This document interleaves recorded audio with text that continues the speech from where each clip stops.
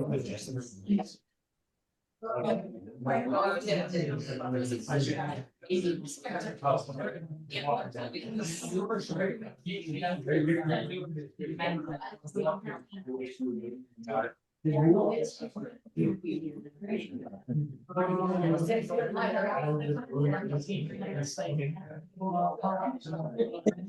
amongst themselves. Yeah, they haven't started yet. They should have. It's 5:30. Welcome. Start the Village Sodas Point meeting. Take the hats off. It says pledge. Pledge allegiance to the flag.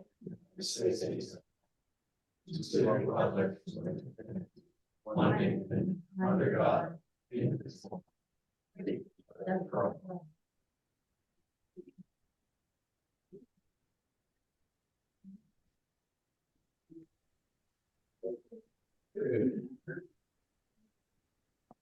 Roll call.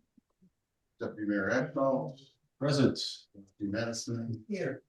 Trustee Leon. He's there. Yeah, and Trustee Dolan. Present. I'm here. There you go.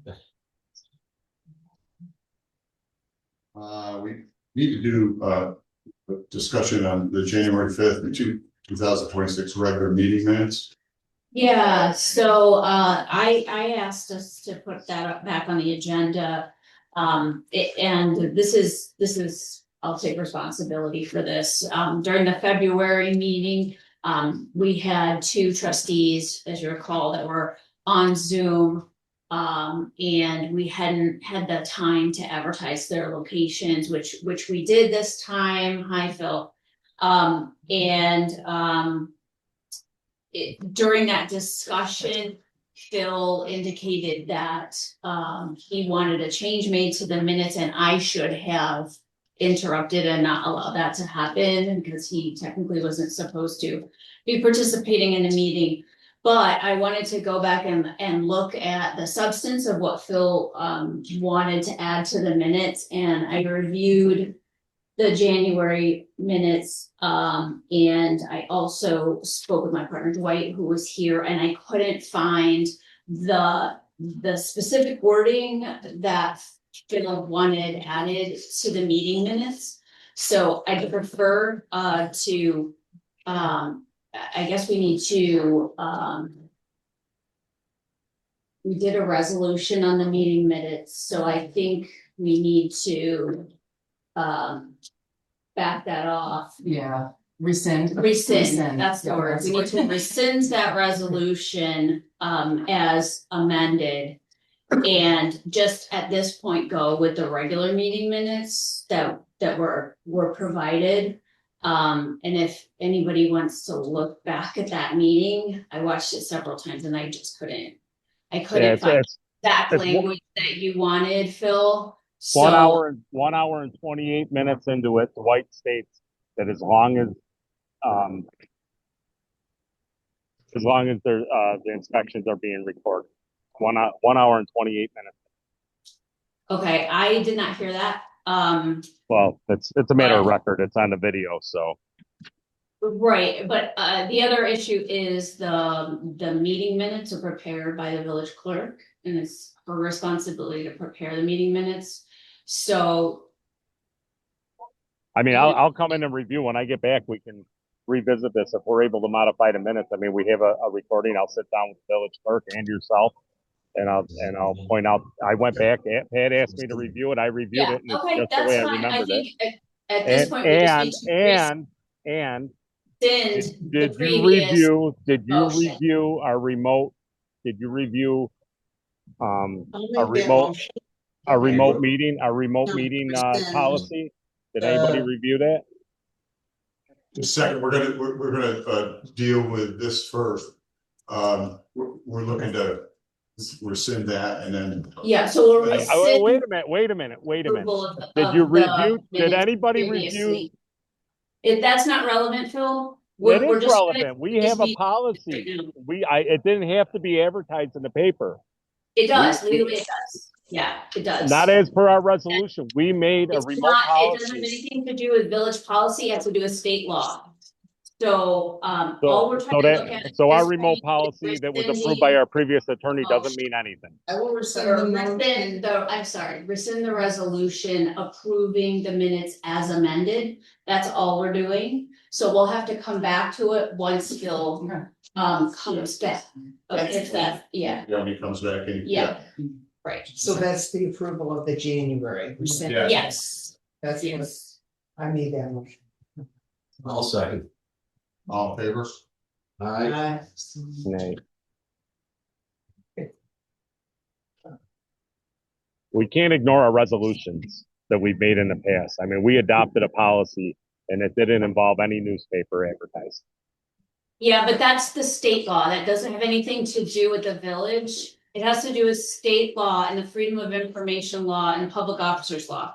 So we have to comply with that, and we've done that this time with you. So that's what's most important, unfortunately, because it was a holiday week last time. We didn't have the time to do it, so we've resolved that issue going forward. But our that's not our policy, and we do have some home rule stuff. Do we It not? doesn't, no, you don't. Not on that. Okay. Wow. So what's that other policy for then? Because it says all they have to be is Bill, we're conspicuously not placed on our gonna- website. Amy, stop cutting me off, all right? I don't appreciate it. I really don't appreciate it at all. We'll talk about that when you come back. We'll talk about that minute 28 that you alluded to. And we'll go from there. Right. Okay. All right, let's go through trustee reports. Oh, we're gonna hold on the February. Yeah, Well, because I can't. Yeah. We can't finish that. We'll do that after. Yes, but you have it, so we'll just, Yeah, that'll come back. it's in your packet. Yep. Okay, the mayoral report, New York State Department of Environmental Conservation is requiring certified wastewater operators to obtain cybersecurity training. Discussed it with Josh. Phil and I got an email in that regard also. He will discuss with Adam, our IT guy, to satisfy this requirement in the future. I think it was passed at March 11th. I traveled to Buffalo to visit the Army Corps of Engineers on Monday at 3/16. They will restart their work on the East Break Wall in April and are hoping to be done hopefully late June before the very busy season starts. So but weather dependent. That'd be a good project done. And then we talked about them moving to the West Great Wall, and they have a little bit to do to get set up for that, but they're looking at if everything, the bids go out, they accept the bid to begin work on the West Break Wall in the spring of 2027. So that's our update there. Met with the Village of Soda's Mayor Dan Ingersoll about the communities working together in some capacity with the wastewater department.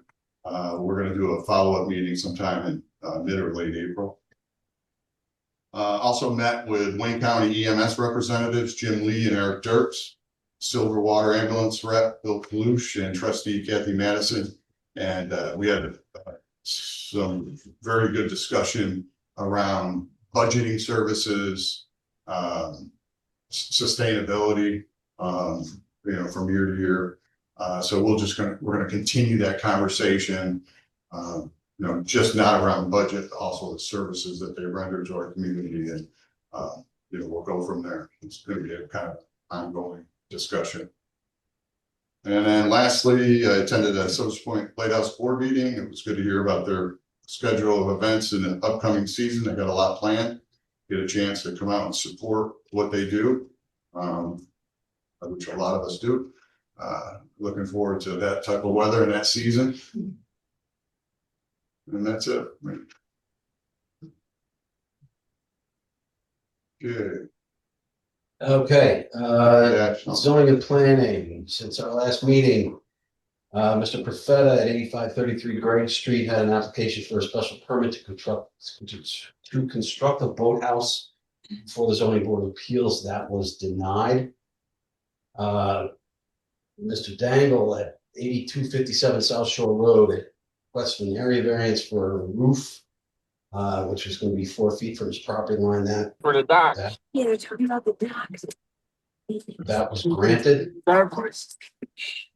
Mr. Alice at 7427 Walcott Street and 8542. They shut my video off.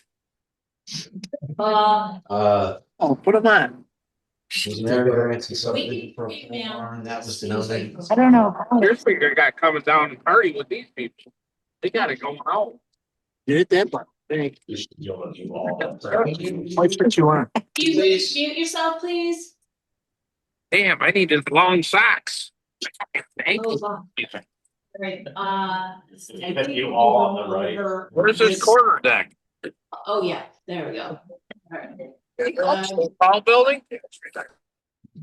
Hopefully that doesn't Then mute they have- us. Well, then they have to unmute themselves. Okay, that worked.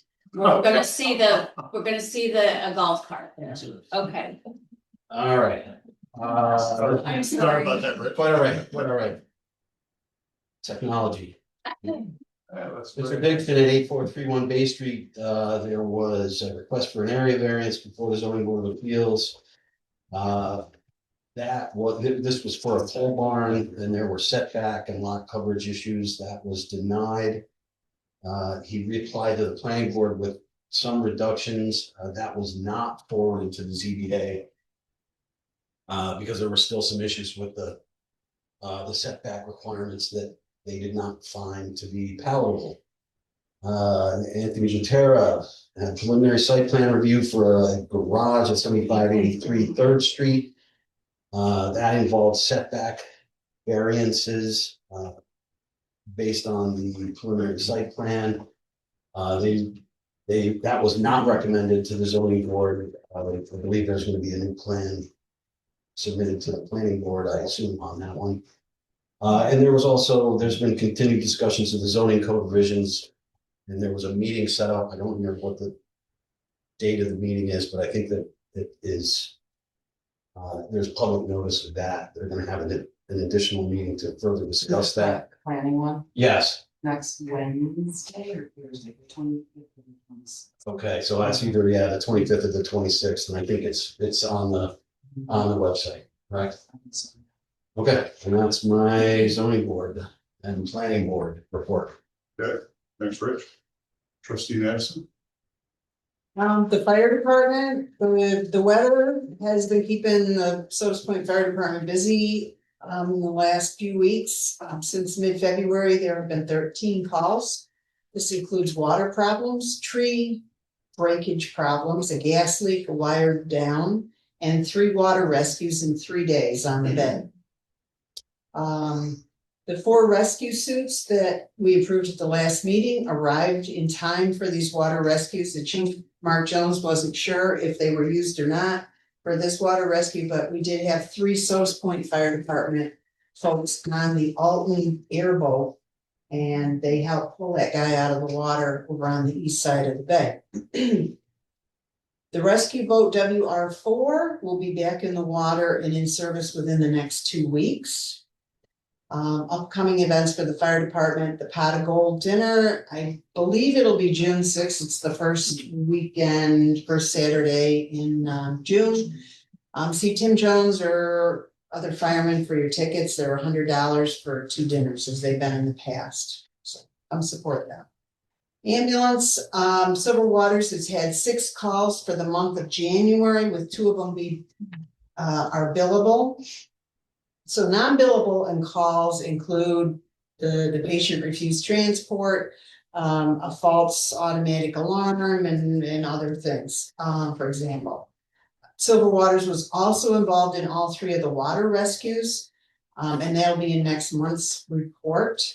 There was training done by 3 of the EMTs, Bill Kalush, Janine Fogarty, and Keith Egner. There will be a CPR class for first responders only at the end of this month. On the 28th, I believe, so that's just for first responders.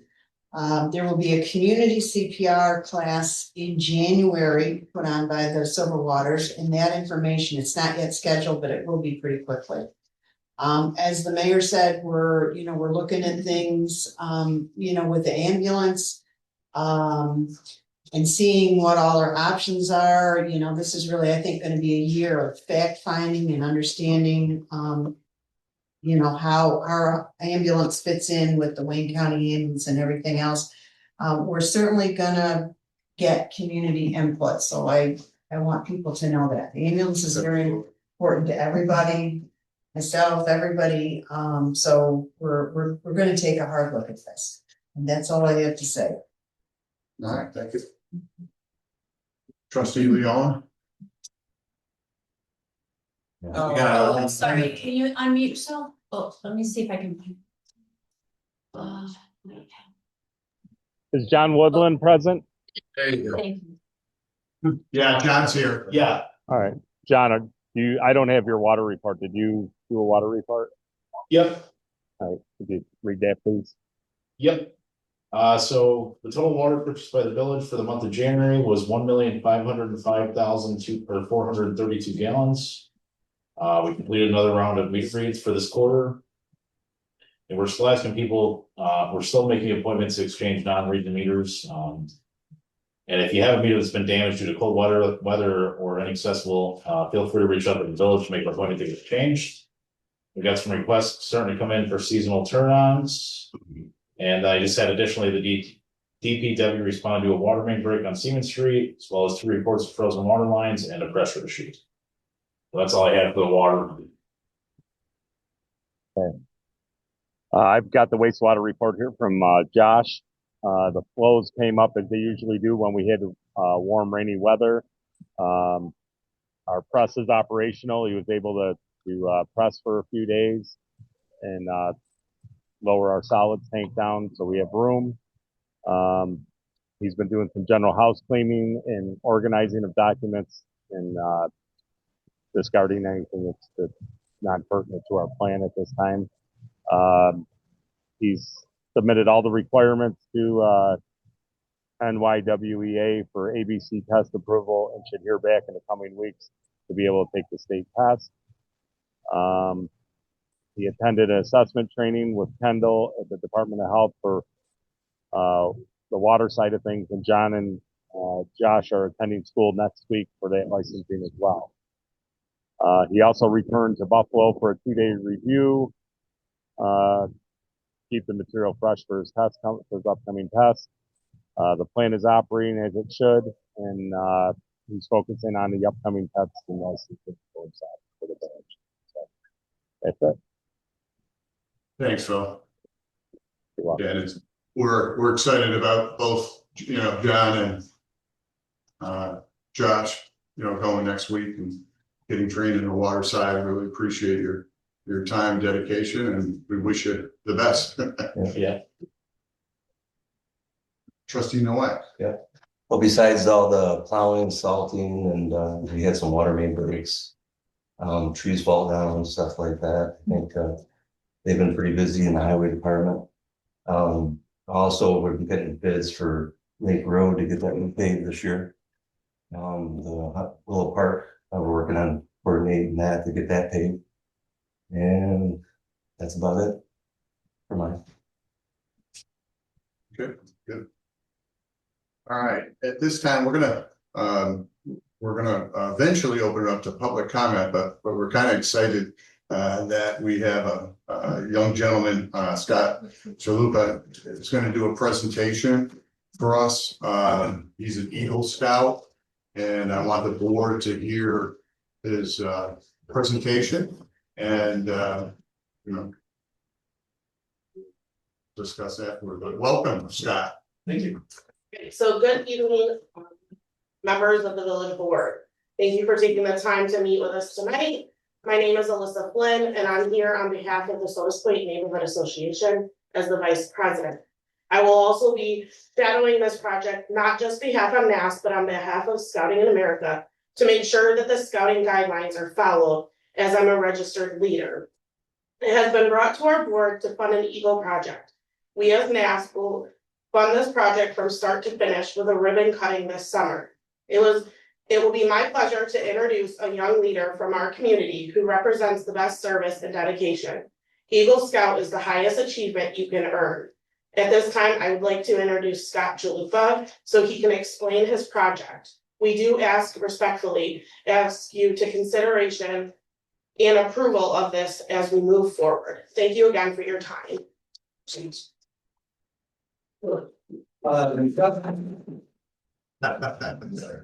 I actually have some little packets that I'm gonna get, because it's actually.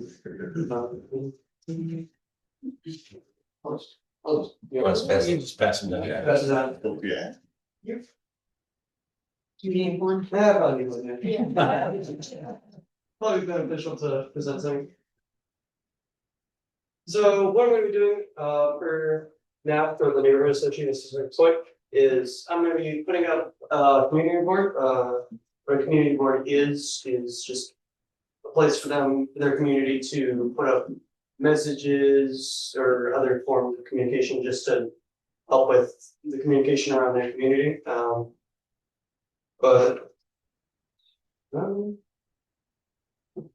If you look, if you tear on the page, there is about where I'm gonna put it, so it's an overview from Google Maps and then about where I'm gonna put it. So on the second one, down along here, essentially by that rock, by the gazebo is where we're planning on putting it. I'm also gonna put in stepping stones up to it for when it's muddier and flowers around and behind it just to help nice up the area. If you flip over again, there's just some color variations for it. You guys have any questions? Yeah, it's a couple of options. It looks like you've got a couple Yeah, options there. You got green, you got a dark brown, And then there's a lighter red. and a lighter brown, yeah. And it's just a matter of, what we think, what goes with it. If you look at what we have, as everybody knows, they're all very dark. Gazebos and. Yeah, the gazebo's dark, the little pavilions are dark. Yeah, so. We can talk about that later, but yeah, I like the location. How high will it be? It'll probably be, the top of the board will probably be somewhere around 6 feet high. We've got 4x4x10s that we're gonna put in the ground, about 3 or 4 feet deep. So it's probably the top of it is probably gonna be somewhere around 6 feet tall. Okay.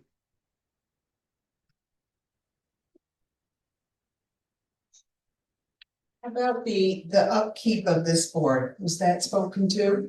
The flowers, the NASC agreed to, they already have people over there that take care of other flowers in the area, so they graciously agreed that someone could come around and take care of the flowers. The board, it's this kind of plasticky wood, so it's the same color all the way through, so it doesn't need to be repainted and stuff. It'll stay up for a while. And they talked about so a lot of their members actually walk through the area a lot of the time, so they can monitor what's put up there. But the board isn't going to be locked shut. It's for all of them to put it together. So they're going to have people that walk through there, just monitor what's up there, and just take care of it that way. Is the clear thing there's a clear thing on the front, is that plastic, hard plastic? It's kind of like Plexiglass. plexiglass, yeah. It's supposed it's on the it's supposed to be shatter resistant, so it's more durable than regular glass.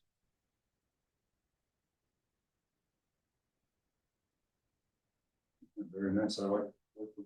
Yeah. Like the location. Any other questions?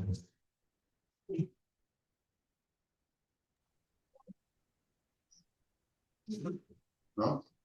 All right, thank you very much. Thank you. Do you need to make a motion? Yeah, I think so.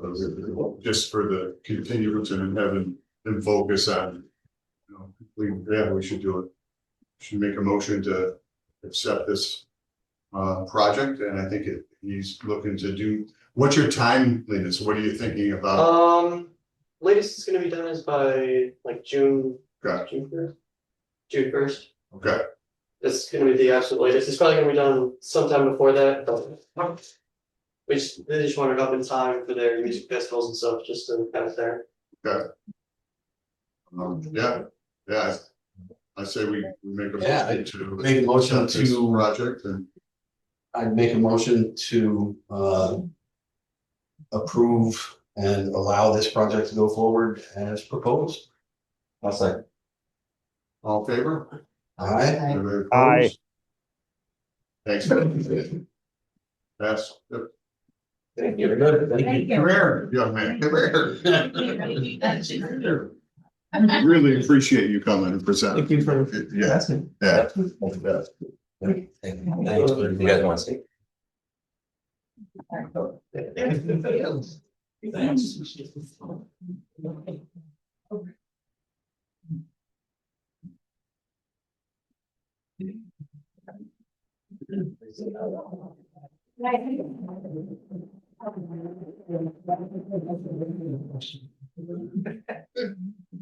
We told them nobody was gonna be here.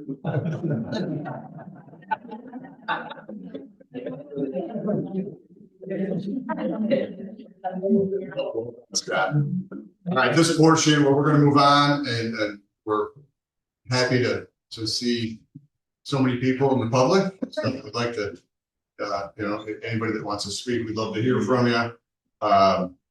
We do this first, and not after our discussion, so, but anybody want to come forward and talk?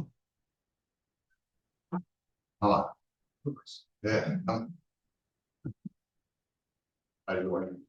Hi, good evening. My name is Dwayne Evans. I'm with Captain Jack at 8505 Brick Street.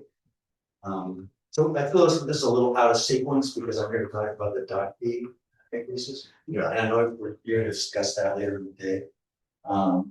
So part of my comments are, without really understanding all the details involved there, I just wanted to leave you with some things to consider during the discussions. And understand the implications of what these dock fees really mean as they, ripple out.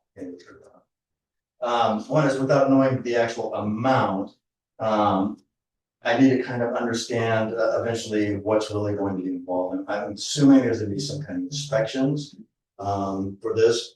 And if there are, then I would like to understand, or have you sort of make sure you consider, are there going to be standards for construction techniques? Construction materials. We're a pretty modest marina at the Captain Jack's, but I know in the village and around the bay, within the village, there are more modern and much more extensive marinas, and they're built with more modern materials. I think our docks are probably older than, for sure, I am, probably most of us.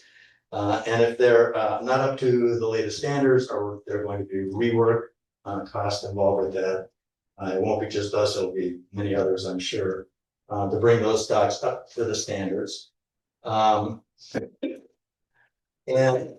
as business owners, we'll have to consider how we deal with those increases. Do we pass them along? Do we go with smaller marinas? It might be easier to not pass those along, at least not the full amount.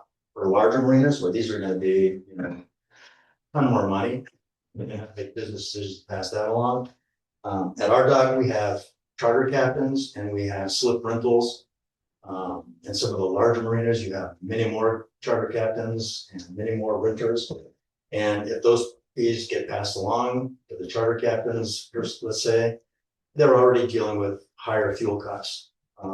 And the summer right now is, it's undetermined whether we are going to have a very successful summer because of the current economy that we're living in. People aren't coming out like they used to. Let's hope they do, but right now they're not. So, raising those rates and passing that along is going to trickle much further out within the economy than it is just dock owners and businesses. So again, just something to consider when you're thinking about this. Is more than just the dock owners that could be affected by this. little worried also that, just speaking with people that do rent docks from us, they're always looking for the best value. We have an added value that they'll get a restaurant as part of it, but they're always looking for cheaper alternatives. We have new renters this year that came to us because we were the cheaper alternative. And if we have to raise our rates, those cheaper alternatives may be on the other side of the bay. And if those people go to the other side of the bay, they're no longer bringing the business to us or to the village. A lot of the people that visit us on our transient docks and even our rental docks, sure, they come to the restaurant, but they also come to the village. They go to other places, they spend their money elsewhere. They're not docking, they may not do that. So it could impact that as well. And we don't police our docks. People come, they they walk through, they go to pit stop, they go to other places. They're gonna spend money as long as they're able to come to the docks. And I don't understand what the dock owners get out of it. I know we're paying more, but what do we get in return? What's the representation? I mean, I see it's quickly make a lot of money for the village, but I don't understand what the value is for dock owners. So something to consider. Okay, and with that, thank you.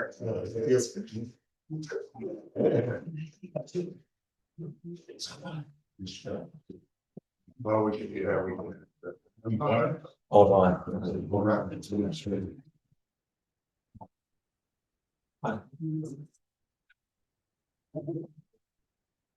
All right, I'm here talking about the Airbnb thing that you guys are gonna vote on. This kind of goes into what we just talked about. So across the board, Airbnb is down about 30%. You're losing a lot of businesses in this village. So we need to figure out, get more people here, then you can get money out. My problem is we pay a Wayne County short-term rental tax. Where does that go? Who's collecting? Who's getting that? It works out to be quite a bit of money a year. I mean, you're talking, I don't think last year was over $2,000. So where did that money go? Where did Wayne County put that money? The other thing is you have these maintenance terms. I think that should be for everybody. I mean, everybody should keep the garbage off their property. You should keep the properties clean. We should focus on having, everybody's garbage put where it needs to be. And I have issues with garbage at my house from the dumpsters next door. We all know this. I mean, I keep bringing this up to people, and that's what it is. Now, you need to do something to bring more business to this village, and this kind of goes into what Dwayne was just saying. And there's less people traveling into this place, and we're losing businesses consistently. Like, there's how many places not open this year, and when that happens, I think you kick this off, the Airbnb thing off another year, and let's go back to it in a year. And we don't know what's going to happen in the economy. We don't know if we're going to get a lot of people in here. We don't know if the businesses, somebody's going to buy House Point, open that up, get a lot more people down in here. So I think it's just kind of a kick in the ass if you keep going with this Airbnb regulation stuff, and we got to pay you money. Get it from Wayne County. Wayne County makes a lot of money. So it's about $15 an acre. So it's a lot. It adds up. So that's all I can say. Yeah, thanks, man. Yeah.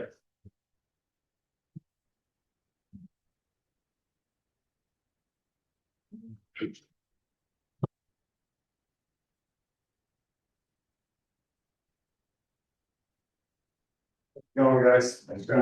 Scott Borowski said before 65 South Fitzhugh. I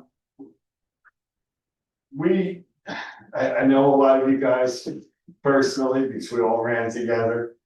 First off, congratulations to everybody's been doing a really good job. But secondly, I just want to say we all, Rich, Pat, we ran on total transparency. And this whole dock fee thing has to be, I don't have any skin in the game for the Airbnb thing, but I understand what they're all saying.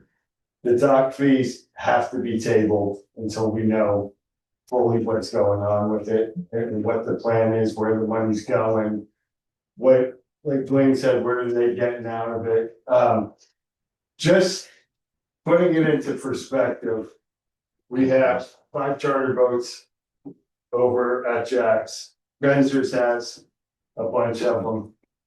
those two marinas alone, rough, quick math, we bring about 2,000 bodies into the town per season from April through the end of September. I personally don't think this town right now can afford to lose 2,000 people coming into it. They're going to Jack's, they're going to Pit Stop, they're going to our other restaurants, which unfortunately right now are closing. They're spending time over at Leo Landing. Those fees ultimately are getting passed down to us. I will tell you right now, I mean, I had to unfortunately leave a great marina over at Grenzer's because the raising gas prices and stuff and the amount of trips I do, I couldn't afford to make it work as a business. I went over to Dwayne's. It's been working great.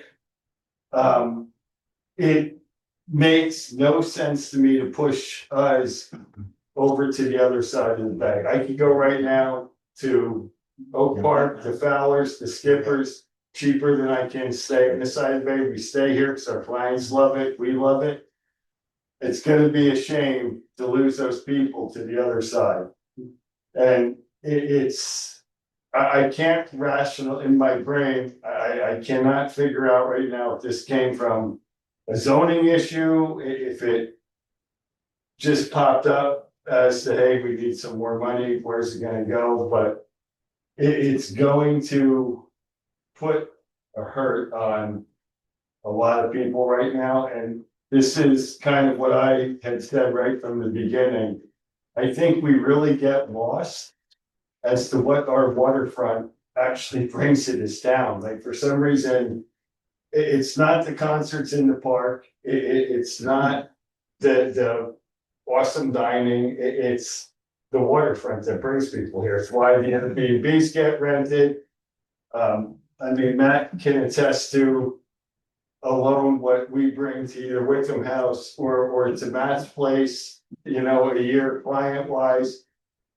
It's gonna hurt a lot of people if you know, unless we're talking a menial fee, but it's obviously not gonna be a menial fee. And I think we as the town really need to know more about it. So I'll just give you a heads up.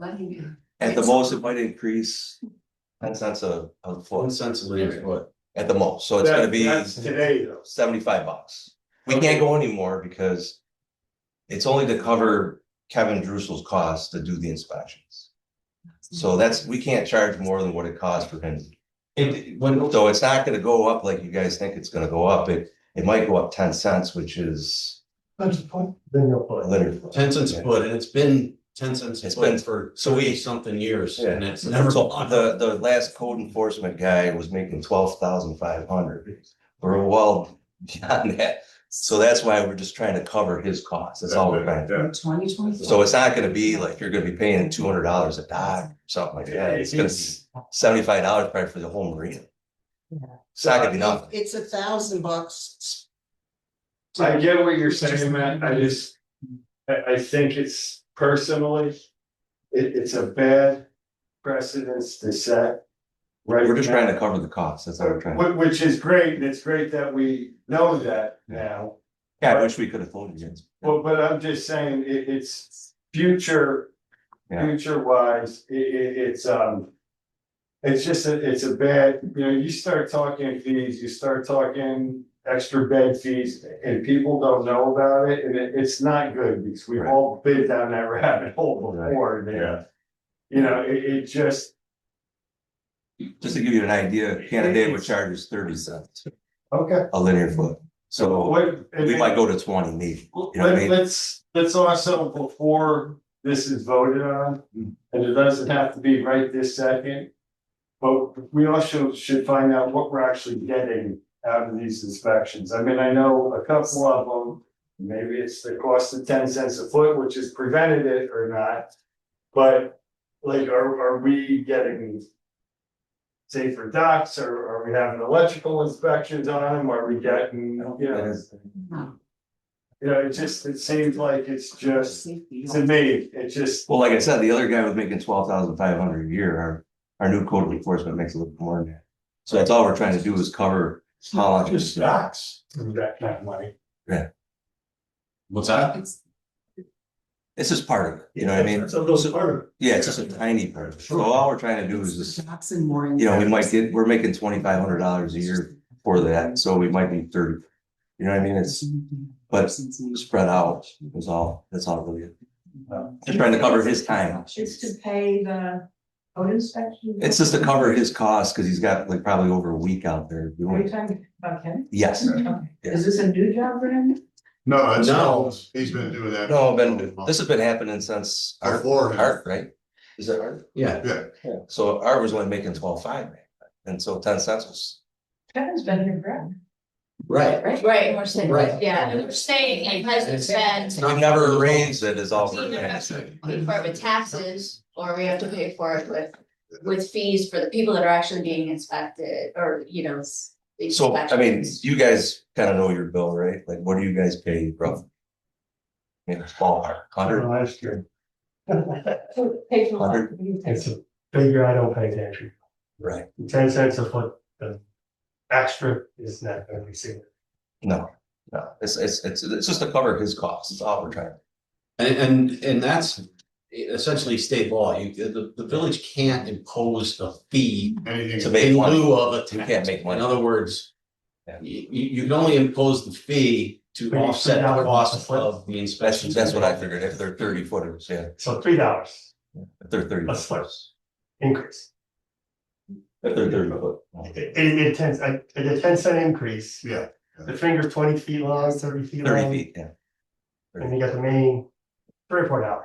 Yeah. That's $2,200 foot. As long as you're not gonna make me change my wiring, my. No, Not the stuff, but then, wish you were dead, you No, know. it's essentially just a safety inspection on the. just to cover his costs. That's all we're trying. And Kevin, That's what I Ron, you understood. can correct us if you're wrong here. Oh, he's not.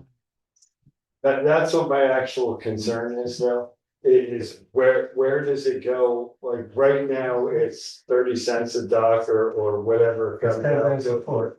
What happens now when they come in and they say, oh, this has to be completely rewired here, or like, who's. No, that's not what. Then what's the purpose of the inspection? Just out of curiosity, I mean, this. It's been here before I've been here. It's That's all I just know. safety on the dock itself and whether it's structurally sound, essentially. Right. And if you obviously, if he does an inspection and it's unsafe because of public safety, we're gonna have to address it. Okay. You know, so. I mean, I appreciate no it. more or less than that, seriously, I mean, we're not. Yeah, we're not trying to make. We $20,000. can't impose something that's above that, because that would be like a taxation, that's illegal. Right. Yeah, We can only do what our expense. What it costs. is. And And we will not go over that. And this is actually to be kind of talked about later, so we. We're gonna be talking- kind of exhausted. Yeah. No, and that's perfectly good. I think we're all here to hear what it is. Unfortunately, Yeah. we don't have public comment after. It would have been, you probably would have had nobody comment if you just found out, oh, it's 30 cents a dock, give it a little bond. That's all I'm saying, like, it just, kind of just keep in mind, it should be probably tabled until everybody hears what it is, and then allow the next public comment section at the next meeting, and then make your decision then. Yeah, and we're, obviously, if we address it later, we can open it back up to public comment. Okay, perfect. Absolutely. Thank you, fellas. Thank you. No, thank you. Ladies, I appreciate it. Thank you. Annual. Yeah. And same goes with the short-term rental stuff that's gonna be talked about later as well.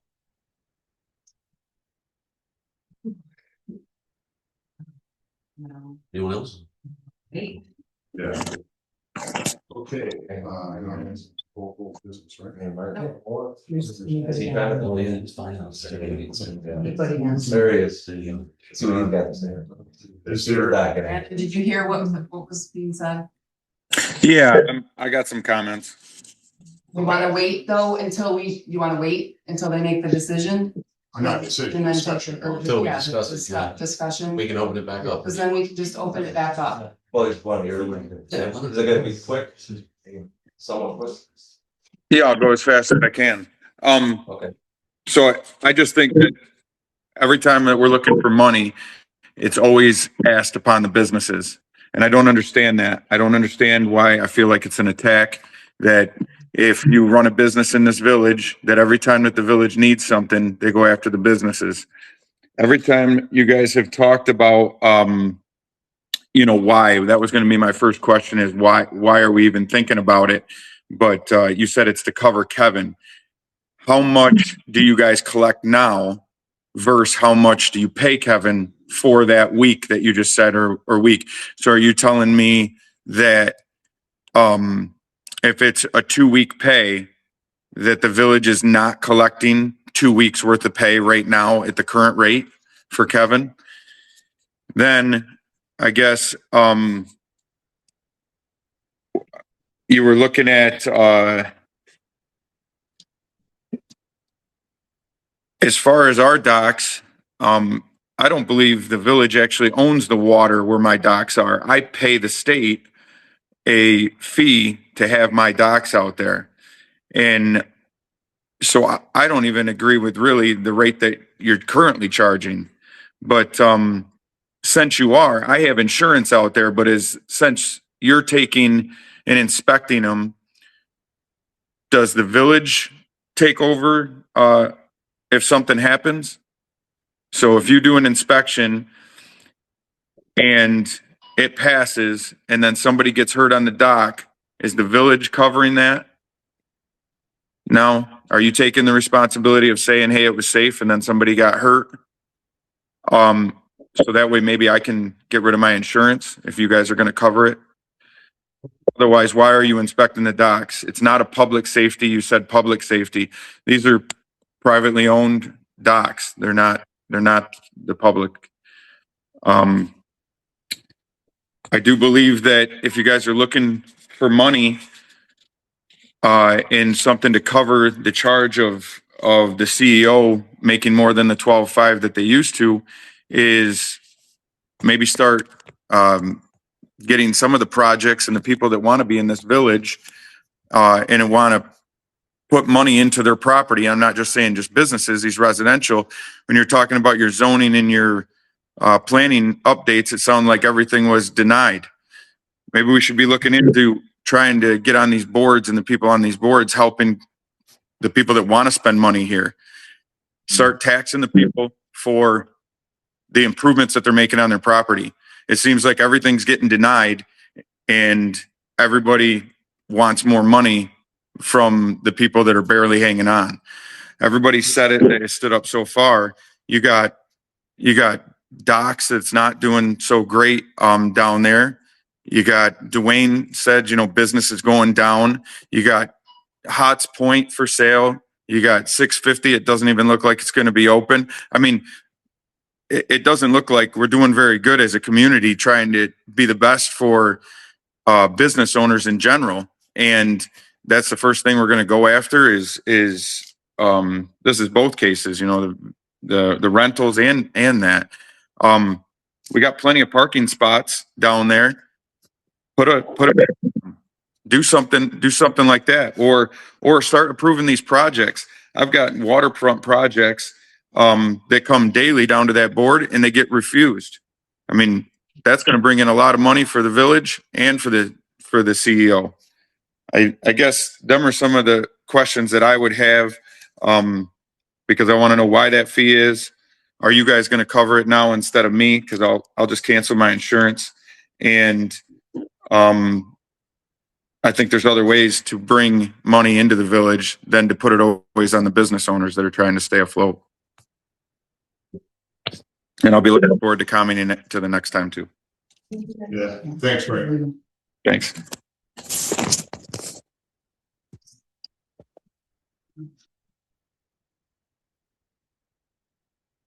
So, which brings time in the discussion. But just to go to commercial. Yeah, let's just tie that in since everybody's right here. Do that first. Well, I just wanted to respond to one of the questions that Brandon had about the ownership of the underwater land. So the state does own the underwater land, but under New York's navigation law, municipalities have the right to regulate up to 1,500 feet out. And that, in this case, the village has enacted a docks and plans law, and one of the things, involved with that law is, these commercial dock fees. So I just, with respect to the public health and safety, all of the laws that the village enacts are, most of them are related to public health and safety, and public welfare. So it's not just that they're private docks, it's that we're thinking about everybody who comes in to the village, tourism, we want to make sure that we are protecting everyone that comes into the village. And so, with respect to Brandon's question about, liability, if we've inspected your dock and there's a demonstration that, your dock was inspected in such and such a time, that is a benefit to you if there is an accident in the future. So, I don't want to get into some legal advice, but I just wanted to address those points for the board's consideration. So let's get into our discussion of commercial dock fees. I was gonna push that to Rich, just chat, where it came from and what we're thinking about, and a lot of that came up already. Right, we've already. Yeah. Yeah, again, I mean, I just wanted to reiterate the proposed change to the commercial dock fee structure is changing the fee from 10 cents per linear foot to 20 cents per linear foot per dock.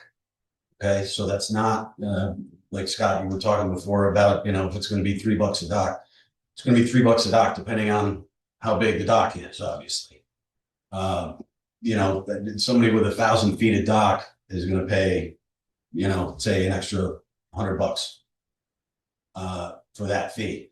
And under state law, correct me if I'm wrong, but under state law, the village cannot, and I kind of said this before, the village can't impose a fee in lieu of a tax. In other words, it's not a revenue generating fee. It's not like we need more money, so we're going to impose a fee on people. We have this structure, this legislative structure where we have inspections for those docks for we're not doing electrical inspections, we're not doing any of that stuff. And Kevin can probably talk more about it than I. He knows more about what the inspections are than I do. But they're just general safety inspections, and the cost that is charged for the dock fees cannot exceed the amount that essentially is the administrative costs associated with those inspections. In other words, it's cost for Kevin, it's cost for the staff here to send out bills and stuff like that. This is not a revenue generating exercise for the village. The village is not making money off of this. So, I mean, I know there has been some questions about, what the dock owners get out of it and things like that. And as Amy mentioned, there is a documentation of an inspection having taken place at such and such a time, which is a benefit. And, Brandon was talking about, are you going to take over the liability for me? I'm sure the state that charges you, whatever they're charging you, is not taking over your liability either. So and you could, every homeowner in the village could ask the same question about, if you're getting a permit fee for your house, does that mean you're going to take over liability insurance on the house? No, of course it doesn't. And again, these are not revenue generating fees. They're just, to cover the cost of the inspections and any people. Right? I mean, we gotta get the bills have to go out because they go out every year. January. we've been, been the rate, same rate for 30 years. But yeah, 30-something years, it's been 10 cents a foot. Yeah, so even with inflation, we should be at 15. It was 30. Yeah, Canada was 30 cents a foot. So the total, the revenue that we're getting in for the docks. For all the docks. So for all the docks. In 2024, we collected $2,392.60. 2,300. We're talking, I mean, if you went from 10 cents to 20 cents. $4,600 for total. For all of the marinas. Yeah, For all. split them on all the docks. And, you know, again, so if you're talking about 1,000 feet of dock, it's $100. So, you know, these are not. And, you know, I understand people's concerns about pushing people away and all of that kind of stuff, but this is not really a cost that is gonna all of a sudden make slip costs prohibitive, I don't think, any more than they already do. So, I mean, do you want to back up for a public comment on that, or? Yeah, I mean, that's I mean- where we're coming from. I mean, it's no more, less, like I said before. So, I'd like to speak. Do we have a breakdown of the costs? Like, can we, you know, to the people being inspected, can we show what the administrative cost is? And then, you know, I'm sure Kevin's got reporting from his inspections, There's only an administration fee if they don't pay. He has on here. Well, I'm just saying, we gotta have a breakdown. I mean, we're just saying we're gonna raise it arbitrarily, we're gonna double it, and yes, it's not a lot of money, but I think you gotta justify it. I don't think as a governing body, we could just say, hey, we're gonna double the fees, and, you know, I respect the fact that Canandaigua was, you know, 30 cents a foot, but Canandaigua gets, you know, their market value is double of what ours are, or their rent values are double of what our slip runners are getting on our boat. So, Phil, I'm gonna have to interrupt you. I'm sorry, Phil. Because you have an interest in this topic, ethically, you can't speak on it at the meeting. We definitely, everyone has heard your comments. We've heard the comments from the audience. I just don't want to get the board into trouble on this situation. I'm talking about fees in general, all right? I'm gonna switch. We have private dock fees, every single dock in Sodas Point. Which I don't have a private dock. I have a marina, so I won't speak to this dock fee. But now we're selectively enforcing. So is Kevin inspecting every dock in Sodas Point as per our section 86 of our dock and mooring law? And are they getting paid as nominal as it was? It's $3. So are we selectively enforcing our code? I think we'll all agree that the docks and moorings law needs to be reviewed. Like, we need to take a hard look at that. And that's the subject for another meeting and a public hearing, right? So with all due respect, I mean, it's the mayor. Let's let the mayor be the governor on this one, okay? You keep talking over me, and I really don't appreciate it. All right, so we're talking about docks and moorings. You know, all right. I'm not talking about commercial. I'm talking about the rest of it. All right, we've been waiting for a de-icer list. I mean, we're ignoring part of it, and then you want to enforce another part of it. So it's biased. Okay, I think that was I think that's part of the point that Amy's trying to make, is that the docks and moorings law overall, which includes that portion that you're talking about, needs to be looked at.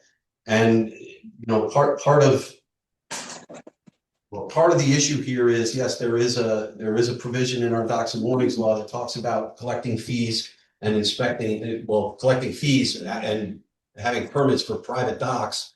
Those are not being inspected, so you can't really collect the fee for that because you don't have any expense associated with the fee that you're trying to charge. The fact that it is on, you know, that it's technically part of the code is troublesome and it has to be dealt with. And you're talking Yeah, about. but the we selective can't ignore it. As a board, we're obligated to enforce the codes of Sodas Point. So we have to enforce all the codes. I mean, And, you know, Phil, that was the point I was trying to make. I was trying to support what you were saying, is that we need to look at the docks and moorings law, like obviously we can't do that tonight. But it is, I've recommended that to you, Mayor, and to you, Rich. It's something we need to look at, so that was my only 2 cents. but what's the repercussions for not following our code? Or waiting a month or, you know, what's He the, wants to get the bills out. I mean, maybe for this year, we just stick with the way we are for another year and this portion Oh, of it. It's the first time in history that we've had a full-time CEO. So why don't we put him to work and have him go inspect every dock too and collect those fees also? Let's put him to work. That's not really what we're talking about here, though. We're talking about the commercial dock fees. So we're getting a little far afield. Well, it's a biasness. That's what I'm pointing out. It's selective I think enforcement. we table it, and then, look, if it's that imperative that the bill goes out, and we wait. Then you're wait for the bills or wait for the increase? Wait. No, we do the bills and we wait for the following year. Okay. I mean. May I again? You have two, yeah, just I had one last thought, and obviously that gives us time to look at the code and especially the things that we have going on tonight, it might be prudent to do that. So, Brandon. Yeah, just respectfully, I understand exactly what you guys are saying. I don't think it's the money. And on my part, I don't care about the money. As you guys see, I'm trying to invest as much as I can, and you guys keep charging as much as you can. I'm fine with it. I'm just asking, when it comes down to the docks in general, if you know, the comment is that you pay the state and they don't take the responsibility. Well, no, it's a rent to put our docks on their land. That's what that is. It's not a safety inspection that goes to the state or OGS. So a total different aspect of what this is saying. If we're not making money as a village and it's a pass through, how about just get rid of it? Why would you have Kevin go out and do any of this? That sounds, I mean, in my aspect, it sounds stupid. You're putting a CEO that sounds like he's got a lot to do. I'm saying, I guess that's why I was given the different ones, is let's start approving projects and getting this village to build in success in charge for that. I mean, I just think you're going down a slippery slope by just trying to ask for more money all the time. It looks like you got $2,400.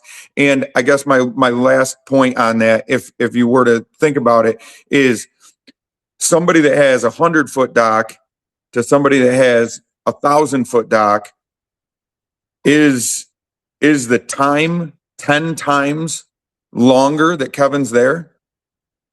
Like, you know what I mean?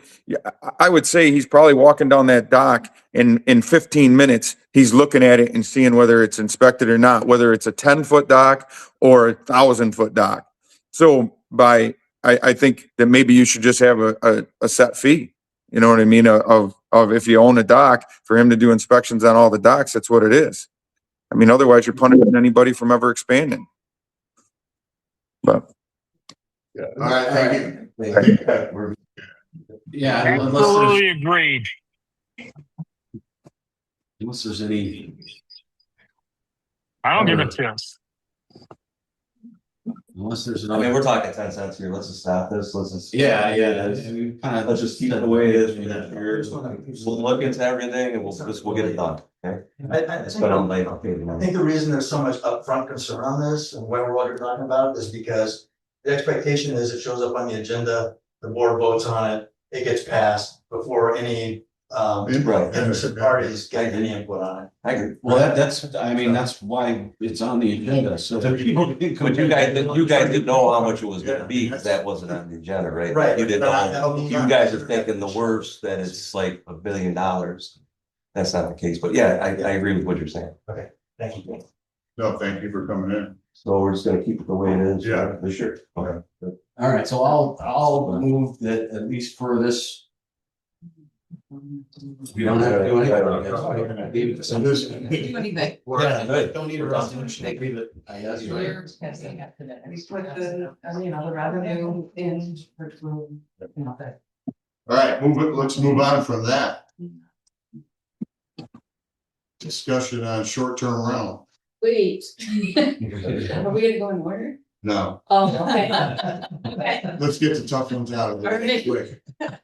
Let's go with the easy ones later. Okay, the moving on to G, short-term rental, the agenda. The short-term rental code that is proposed right now is essentially solely a permitting situation. In other words, the village wants to ensure that there are minimum standards with regard to safety and whether we want to have fire extinguishers in the house and things like that. And this is not anything remotely a $30 per room per night tax or whatever the county puts on it that was mentioned before. It is solely a one-time fee to have a permit so that the village has a inventory of where the short-term rental properties are. We have contact information for people who own the property and manage the property. If there are issues that need to be dealt with, complaints by neighbors, things like that. And again, the application process is pretty pro forma, and Amy, correct me if I'm wrong, I think the requirements for the application are essentially they essentially mirror the things that the platforms through which people rent already have to comply with anyway. So in other words, if you're renting through Airbnb, you have certain standards that you have to satisfy with Airbnb. They have to be able to know who to contact in case there's an issue. They need to know that there are fire extinguishers. They need to know that there are carbon monoxide detectors. They need to know that you don't have 6,000 people staying in a house that's meant for 5.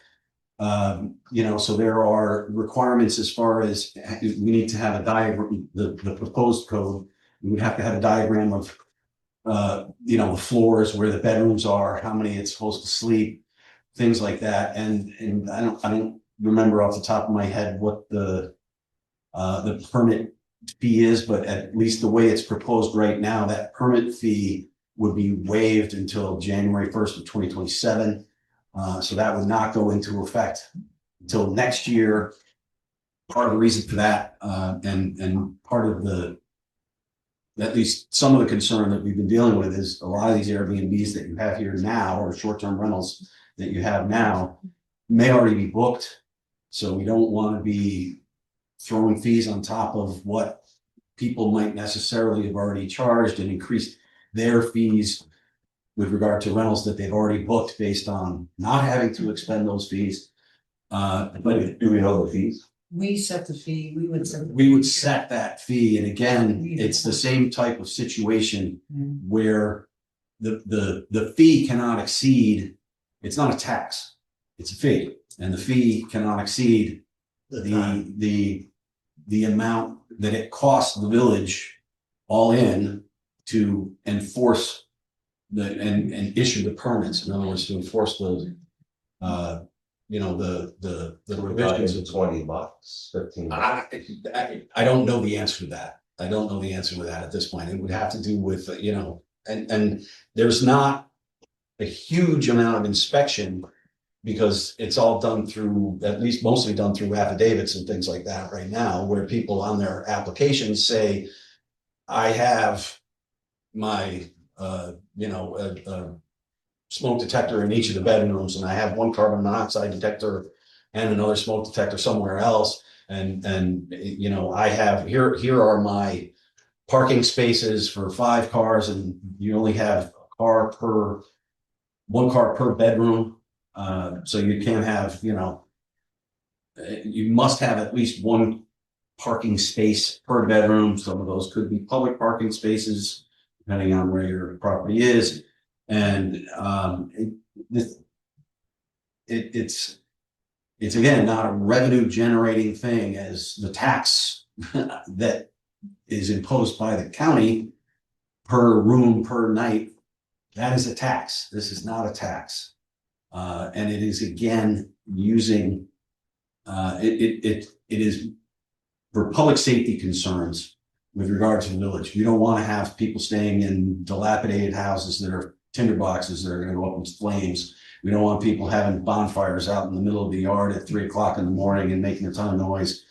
It's way more of an exercise of police power to have minimum standards with regard to public health and safety. And I'll just know, I spoke to Kevin about this, and he said most of the rentals, almost all of the rentals in the village, no problems at all. But there could be a problem, and he has had to deal with certain situations. Yeah, and so, there's a cost for him in dealing with that. If there was, a problem at an Airbnb where, sheriffs were called and, all this type of thing. And that has a cost to it as well. So it's the inspection as well as, these sort of other monitoring and contingent, getting the calls from the public about the next door neighborhood. Well, and there are administrative costs as well. Obviously, if the permits are going to be issued, that involves, time expenditure of people in the office here and postage and things like that. So those are the kind of things that the fees are supposed to cover. We don't even have a proposed fee in there yet. No. Because it wouldn't take effect until January next year anyway. But again, we're in the same situation we were with the Docks and Mornings with the commercial docks. This is not a revenue generator. It's a expense coverer. Yeah. Does anybody have any comments about that? I'd like to. Forwarded the draft law, and I in talking with some of the trustees, I edited it based on our conversation at the last meeting. And that was to provide a 30-day grace period to allow people to get the applications in. So once the law goes into effect and it's filed with the Secretary of State, you would have a grace period to get the application in. There wouldn't be a fee for this year. And I added that in, that the fee wouldn't go into effect until 2027. And I'm just trying to, there was something else that I added as well. Yeah, I had a couple. And just, in the event of an emergency, you need to make sure that the code enforcement officer can go onto the property. So I added that as a condition of the. He's not gonna be able to do that in 1 or 2 minutes. What? He's not gonna be able to do that at night. No, that's what the permit would allow. If there was an emergency, we would want people to be able to access the property. But after hours, he ain't gonna be any. Right, yeah. I think you've got it. I see what you mean. Oh, yes, sorry. Go ahead. Can you unmute yourself? Yeah, I apologize, and I apologize for jumping in the fourth quarter here. What was the motivation around these permits? And by the way, I own no rental properties. I'm agnostic to it, but I'm just curious what the motivation was. Public safety. Okay. Just making sure that there are minimum standards associated with the habitability and the safety of these particular properties that are being used for this. Do you think it's going to cost more? Do you think it's going to cost more to enforce this than you will actually receive in permits? Well, it's our obligation to make sure that doesn't happen. Obviously, you know. That's what the fee is for. Okay, ex-husband, ex-boyfriend, future ex-husband. I know. You're not gonna. Someone has to be muted. I'm sorry, Can you mute yourself, please? yeah, Brad, can you mute Thank yourself? you. Oh, he did. All right, there we go. Okay. I'm sorry, where's Sorry, Mr. Matera. Anthony? Yeah, Yes, so I think it's gonna cost, I know it will cost more to enforce than you'll actually receive in these permits. And it sounds like a lot of heavy lifting. How are you guys gonna go about proving that somebody's actually renting it short term? well, I'll just, in kind of speaking to the last question that you have, everyone else around the bay has these laws in place. So, you know, the way I think about it, if it was a motel or if it was a hotel, there would be state standards that those properties would have to meet, like state building and safety standards. There are not for short-term rentals. And so this is sort of a stopgap between the hotel and, you know, renting out a single family residence. It's you know, you've got a lot of people coming in, and we want to just make sure that those are safe places for people coming in. And as far as your question about the cost goes, it would be the village board's obligation to ensure that the cost of enforcement does not exceed the cost of the permits. It's supposed to be a wash, essentially. Yeah, I think you're gonna be challenged. It's gonna be challenging getting people to sign up. Building the house or something like that, is fire extinguisher wasn't there, okay, we Well- don't buy it. No, I mean, the fact that you did an inspection at one time doesn't mean the fire extinguisher can't be taken out at a later time, you know, for example. But, you know, I think for the most part, it sounds like you have very responsible owners in the village. Yeah, And Airbnb covers insurance and stuff like yeah, that. exactly. Yeah, and there were no minimum insurance requirements or anything like that in this proposal, correct? No, I don't think there was a minimum. You have to have like the normal commercial insurance, but I think that's required by the platforms as well, right? So, yeah, I did have some comments on the draft that you had circulated. Maybe, I don't know whether we go over those now or. Depends on But whether. we're gonna actually set another. It depends on whether you wanna set the public hearing. Wanna move forward. I'd like to comment about these rental property registrations. On Second Street, we had a rental property when Tom Frank owned it, and repeatedly the toilets didn't flush. And the people would be there for days. I would let them use my bathroom when the toilets didn't flush. And there was no inspection of it. It was constant for several years. Finally, someone else bought the house and had the pipes reamed out. But it's really disgusting when there have been disgusting situations in the village with rental properties. Just want to point it out. Okay, thank you. So you're. Because my recommendation is if there's like substantive changes you wanna make, I mean, I think we should talk about those. Yeah, I don't think. Before we put it on for a public hearing, you know, I I don't can think- make whatever. I don't think my changes are particularly substantive, Okay, but, you know, just kind of little things, but, okay, so yeah, why don't we whatever put you it want. on. If I can make a comment, yes. Oh. And it's more just a question, if all the platforms for the Airbnb or the VRBO, if they're requiring this, why as a village, if it isn't gonna make us money? And I hear you say public safety, but if something's going wrong and they get bad reviews, they're probably not gonna be able to rent their place out. That's probably why we got such a great review around the village. Why more government? Why even do it at all? I guess I don't understand why pay Kevin to go out there? And I guess I'd love an example on where we would, if there was an issue happening, why the police wouldn't be called. Why would we be sending our CEO at all? I don't think that's, I mean, safety of just our our employees or our public Well- work. I don't know. Yeah, if the sheriff was called to that situation, the sheriff, I've had this happen in other in other towns. You know, the sheriff calls the municipality and says, who owns this, who's the contact, how do we get in touch with the owner? And that goes to your point, Rich, that a lot of this application is just having the information so that the neighbors or the complainants or, you know, we can. I'm sorry, I don't mean to, I don't want you to think I'm always arguing with you.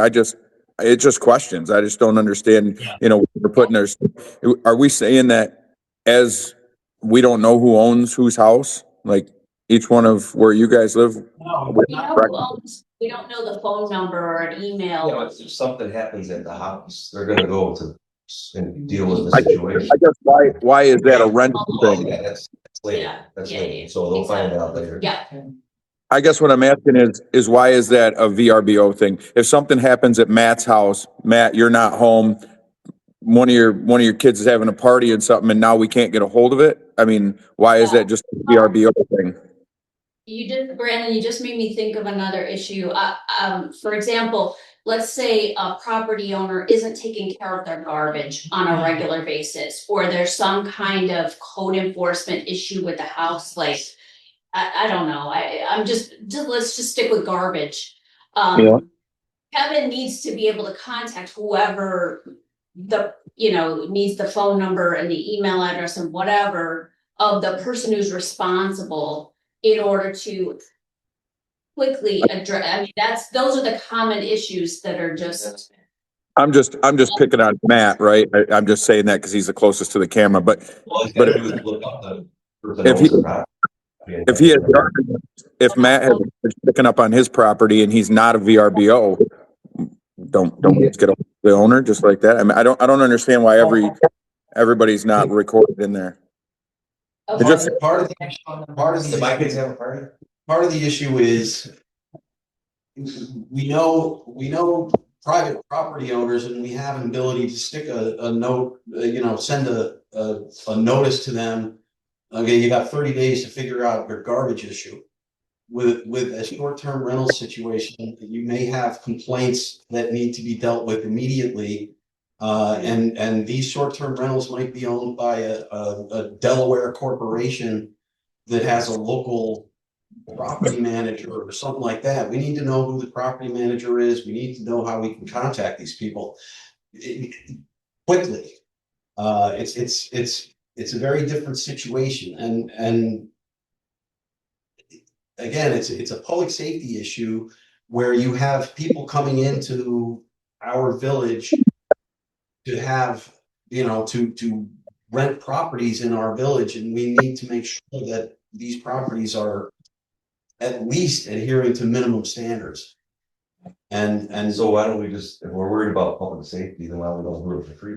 We're gonna do it for free this year. Well, I don't have a problem with that. Well, there's a lot. The inspection on all of the whole town. Yeah, then You know what I taxes are mean? going up for That is everybody to tax. do that for certain people.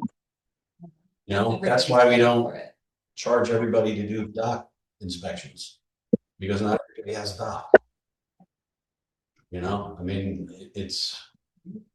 But aren't we, I guess what I'm saying is whether they're renters coming in or they're the actual owners themselves, we can have problems with anybody, right? If I don't take care of my property, you can contact me. And maybe you just set a rule that you got to have a contact person for every property in the village. Well, it's generally easier to get in touch with people who actually own the properties. You know who they are, and they're much easier to track down than your LLC from North Carolina or whatever that owns 15 properties. And it's just, but that's part of it. Not for nothing, but, and I love it that there are homes that are being renovated and brought up to a higher standard, and we're having, we have now short-term rentals basically all over the village. Anywhere you want to have, right, in residential neighborhoods, formerly were single family homes that has long-term neighbors. Now, in my neighborhood, I see different people with different dogs walking down the street all summer long. I have no idea who they are, but they don't cause any trouble. However, these are folks who come in and out of our village and don't have the kind of financial investment or emotional investment in the village that those of us who live here do. So I think maybe that's just something that also we ought to be considering, because an Airbnb can, I think, without proper care, deteriorate fairly quickly, because the people who are occupying it, they don't live here. And they don't care about our village. They come here, they spend their money. I think it's wonderful because I think it's important for local businesses. But what is their investment in the village? Do they really care about them? So when I hear stuff like this, I'm thinking, you know something, just a little bit of regulation to make sure those places are well taken care of, that there's not crazy parties all night long that we can't stop immediately, that somebody isn't stealing the fire extinguisher and going home with it and nobody knows about it. You know, I mean, things like that. So anyway, that's my 2 cents. You just reminded me of something. One of the things in short-term rental, and I didn't draft this. This was, before my time, but they want to require that people know that you can't let your dogs run. You have to have them leashed.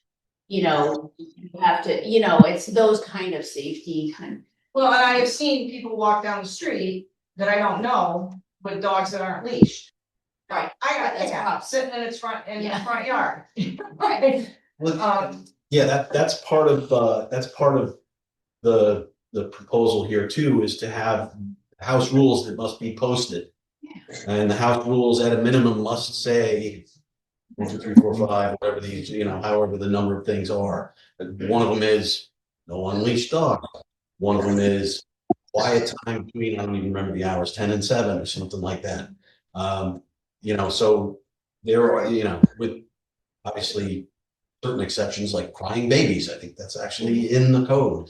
It's a noise you can't control, but obviously, having parties and all of that kind of stuff. Fireplaces are they're usable. You have to be certain, requirements for how those are used.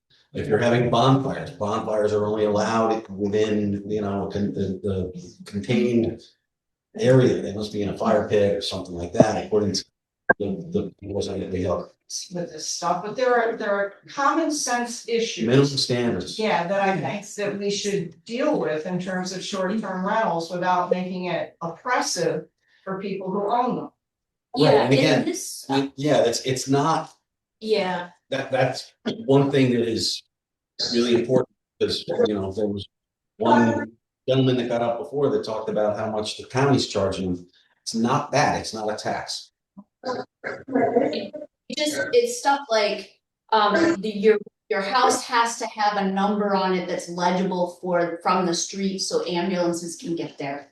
It's that kind of stuff. Absolutely. So some absentee landlord should absolutely have to do that. Yeah, so I think if we put this on for public hearing, this will be published, so you'll be able to see it on the village's website, and you can comment on it at the public hearing.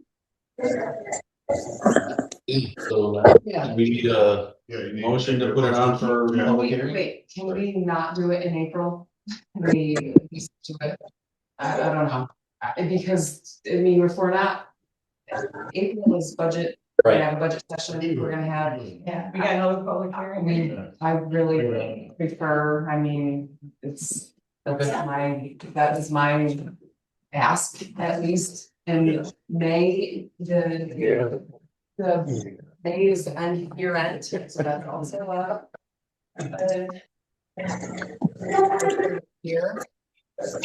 My last comment, if you guys are, how does this inspection fix any of them problems?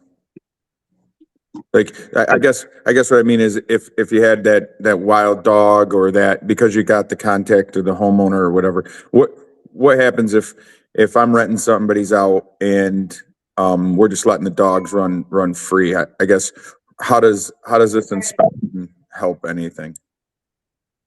Well, if we know who to send the ticket for dog control, the dog control officer to send the ticket, that would be, in that particular case. So the owner of the property would get the ticket? And then they're gonna get ticketed, about 4 tickets for a town, by like, you know what I mean? So, yeah. I guess, when you say, do you know what I mean? I don't. So you're saying somebody does something on my property, I pay the ticket, not the person that did the violation? Oh, no. If somebody is, well, maybe I'm not sure what you mean.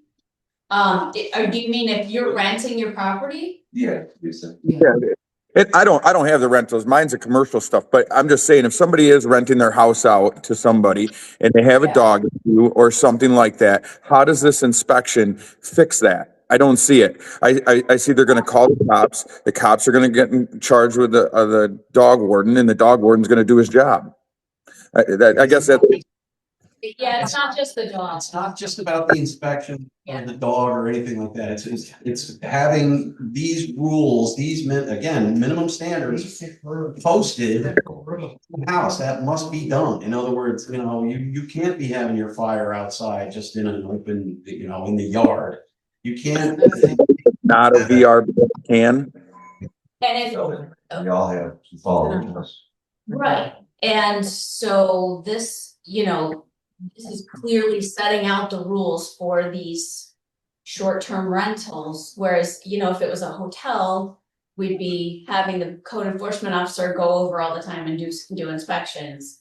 This is not that. It's just making sure they have the rules, that they're communicating clearly with their renters. And if they're not following the rules, then, the permit can be revoked. Doesn't every homeowner have to follow these rules also? I mean, a regular homeowner can't have an open fire without it being. Yes, absolutely. But people who are coming in for a week are not going to be looking up our codes and finding out what rules they have to follow while they're here. I live on 2nd Street, and there are 5 rental properties on 2nd Street. And there are some landlords that are better about these rules, and some, when you talk to the tenants, there are no rules when they show up. They don't know what day to take out the garbage. They don't know about the fires. Sometimes they leave the fires burning all night. They don't know about parking or where to park. The signs on 2nd Street aren't slanted, so you see them easily when you drive down the street.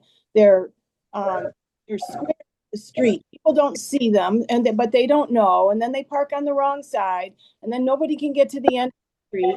They let their dogs run all over the place, and they block the mailboxes for mail delivery all the time. We live this all the time. I support some rules and rental registration. You are living on a street with 5 rentals. You might think about it. I feel like we're getting into the realm of commenting on the law, and so I'd like to just get it on the calendar, the public hearing, and then everybody can come and give comments during the public hearing after they've seen the actual law, and we can address, everybody's making some really comments. If you want to. I mean, seriously, it's something that could take a lot of time. We got it. I mean, we're going back and forth. Special meeting. We got nowhere. I mean, we're just like stuck. So it's either we. Well, and need to see this. Yeah, in fairness, I think that Amy makes a good point. I mean, all of these comments, which obviously we welcome and appreciate, are done somewhat in a vacuum. Because the folks that are making the comments, asking the questions and things like that are asking about something that they've not seen yet. So I think it does make sense to put this on for a public hearing at some And you wanna do it on its own day, because it's gonna be, we know it's gonna be a long time. Yeah, I'm fine with that. Yeah. Not trying to Put put it it the on day a meeting. before or something like that. Well, the agenda does say discussion, so I mean, if we weren't gonna let the public comment about it, I mean, are we gonna close public comment and just discuss amongst us? No, I feel like we've had a good discussion here. I mean, But now we need to get this out to the public so that they can see it and then we'll have. Right. Yeah. It's gotta be in there so they can all hear that too, so that. Yeah, that's not even in it until that. That's next year. So. What are we looking at? Wanna do a week before? So this is April 16th is the board meeting. That is gonna be, we have 2 public hearings already that day. So if you want to do another, I mean, so you've got 2 weeks in April. This is our next board meeting. This is Memorial Day weekend, so you gotta think about that. I would do like April 30th or May 7th. So. April. May 7th. Maybe. Exactly. Where you going? I'm going back to Utah for that. So. Let's tentatively look. Yeah, the May 7th. May 7th, maybe. Yeah. But, Phil? I Bill? am actually gonna be. May 7th, you gonna be around? Yeah. I could join online, but I'm gonna be driving back from home. I have a bar station. May 14th? That'd be fine too. Yep. May 14th. Yeah. May 14th, Phil? I'm good.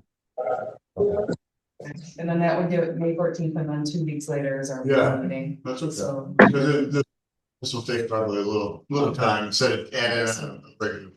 Okay, so I will move. Motion to table or do I need to move? Or a motion, public hearing on May 14th. 14th at whatever. And we have to we publish this in advance. Yes. Yes. When will we be releasing the draft of the law to the public? Yeah, that's what I'm just asking right now. I need to far in advance of that meeting. Should we put it out? At least a couple. Yeah, Yeah. it has to be at least 10 days in advance of the public hearing, but I mean, we could get it up on the website immediately. There's a time when you have to publish it in the paper, so we can't publish it that far in advance, but we can certainly have it up on the website for sure, Yeah. and post it on Facebook or what have you, yeah. Okay, and what time? Do we didn't say a time? 6? Yeah, 6. 6 o'clock. 6:30. No, I think 6. We got a little time. Yeah, 3 minutes. Yeah, we need to. That's, And I they- mean, you wanna give everybody an opportunity. Yeah. They can also email me with. Oh, right, and written comments for written sure. comments can come. When can I post this on the village's Facebook page? I'll clean up I'll take out the red line and I don't. Yeah, I'll go. We gotta get the fee going. Well, yeah, we. We Well, gotta the figure fee won't go in the law, but you should decide on it. The fee, Well, and I I can think, let you know, Phil, because you can't do it until we have all this decided. And I think these guys are wondering, it's gonna be $200, be $25, you know, that's what everybody's trying to understand. Yeah, no, I, Kevin should we be can look involved at- in that, Kevin should be Yeah. involved in that. sure. we could look at what, So this law's getting You're out on before it should be. source. So what are doing, So and we got time to discuss that. Phil can, Yeah. put it on our website. Yeah, yeah. Yeah. Not yet. Okay. Okay. But so, I mean, So, yeah. We're gonna be able to discuss a little bit in executive session. All right, so I make a motion to schedule a public hearing on the proposal of law number 1 of the year 2026. Chapter 151 of the Code of Village of Sodas Point, changes to the short-term rental law for May 14th, 6 p.m. Yeah. No, it was 6. Yeah, it's May 14th. Our next board meeting, 16th. Oh, 14th, okay, yeah. Maybe next board meeting.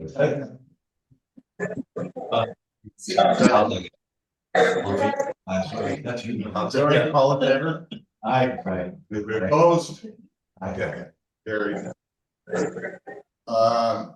I know we're keep hopping around, but I want to make sure that we go to declaring village board lead agency for a comprehensive plan. Okay, is anybody here about the comprehensive plan? I might know yet. That even went up for lunch, but. Okay, I didn't see why I'm sharing. All right, so Sharon is the prime mover on this. So do you wanna talk about it? Or you want me to just explain it? Oh, really? You want me to do it? No, I'll do it. So, the comprehensive plan has been drafted for a couple of years now, is that right? It's been, about 14 months, it's been on Right. Yeah, so it's been on the website. We're at a point where the state is really pushing us about the LWRP and we need the comprehensive plan in place before the LWRP can be changed and before we do anything with those zoning laws. And you can think of the comprehensive plan as like a map, right? So comprehensive plan is the map of what the village wants to do. You still need a vehicle to get where you want to go. And those vehicles are like the laws, the zoning laws, or, you know. So this is just like a plan, and it went through a lot of public comment, a lot of years of input, special committee dealing with that. What we're doing today is just, you know, as part of the adoption process, we have to comply with the State Environmental Quality Review Act. And to do that, we have to determine who is the lead agency, which in this case, the only agency involved is the village. So we're by default the lead agency. And then we have to determine whether the adoption of this plan, this map for the village would have any significant adverse environmental impacts. And so, as part of that, I've gone through the comprehensive plan. Generally speaking, the adoption of the plan doesn't by itself do anything, right? It doesn't have any environmental impacts. How do you know that? How do you know because in order for the comprehensive plan to have environmental impact, there has to be another law and another permit, which has to go through a separate environmental review. So I think we got ahead of ourselves a little bit. So first we have to identify who the lead agency is. And the resolution that I provided is indicates that the village is the lead agency for the environmental review of the comprehensive plan. Thank you. And so it kind of the first part of this resolution kind of goes to the background of the public hearings and all that type of thing. No, this is the new one. Oh, okay. That's the new one, right? Oh, you're right. Yes. Oh, so it goes through, you know, it's already been sent to Wayne County Planning for comment and approved. It has already, you know, the resolution goes through there were 6 meetings, and there were meetings with the consultant team, etc., to review all the proposals. So as part of this process, we had to prepare a full environmental assessment form. which I've provided you. Sharon actually prepared part one of the form, which kind of outlines the action. In this case, the action is the adoption of the plan. Then after that, after reviewing that part one, I drafted a part two and a part three in which, I gave my opinion. But I think, actually, I don't have the FBI yet. Do you have the F? Yes, Thank you. I have it.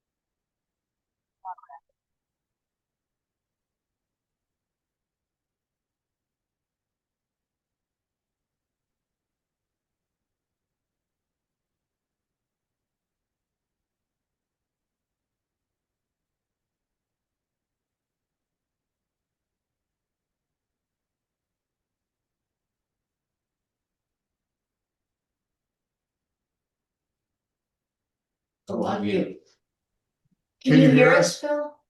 Yes, now I can. You get worried? We lost, this connection for a second. Okay.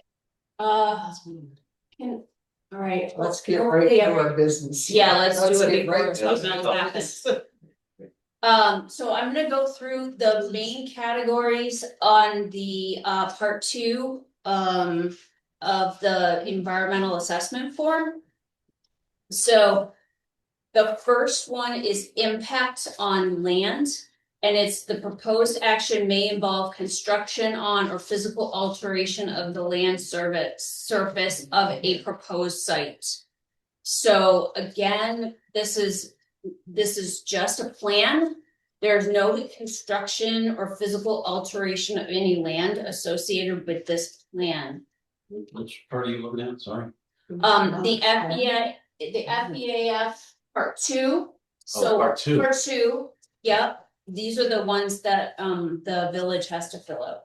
I think it's important for everyone to understand too, this is a guidance document. Yeah.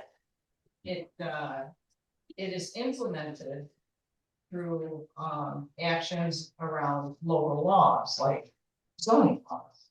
Or docks and moorings laws or any other law. So this is a blueprint for the way you want the village to look.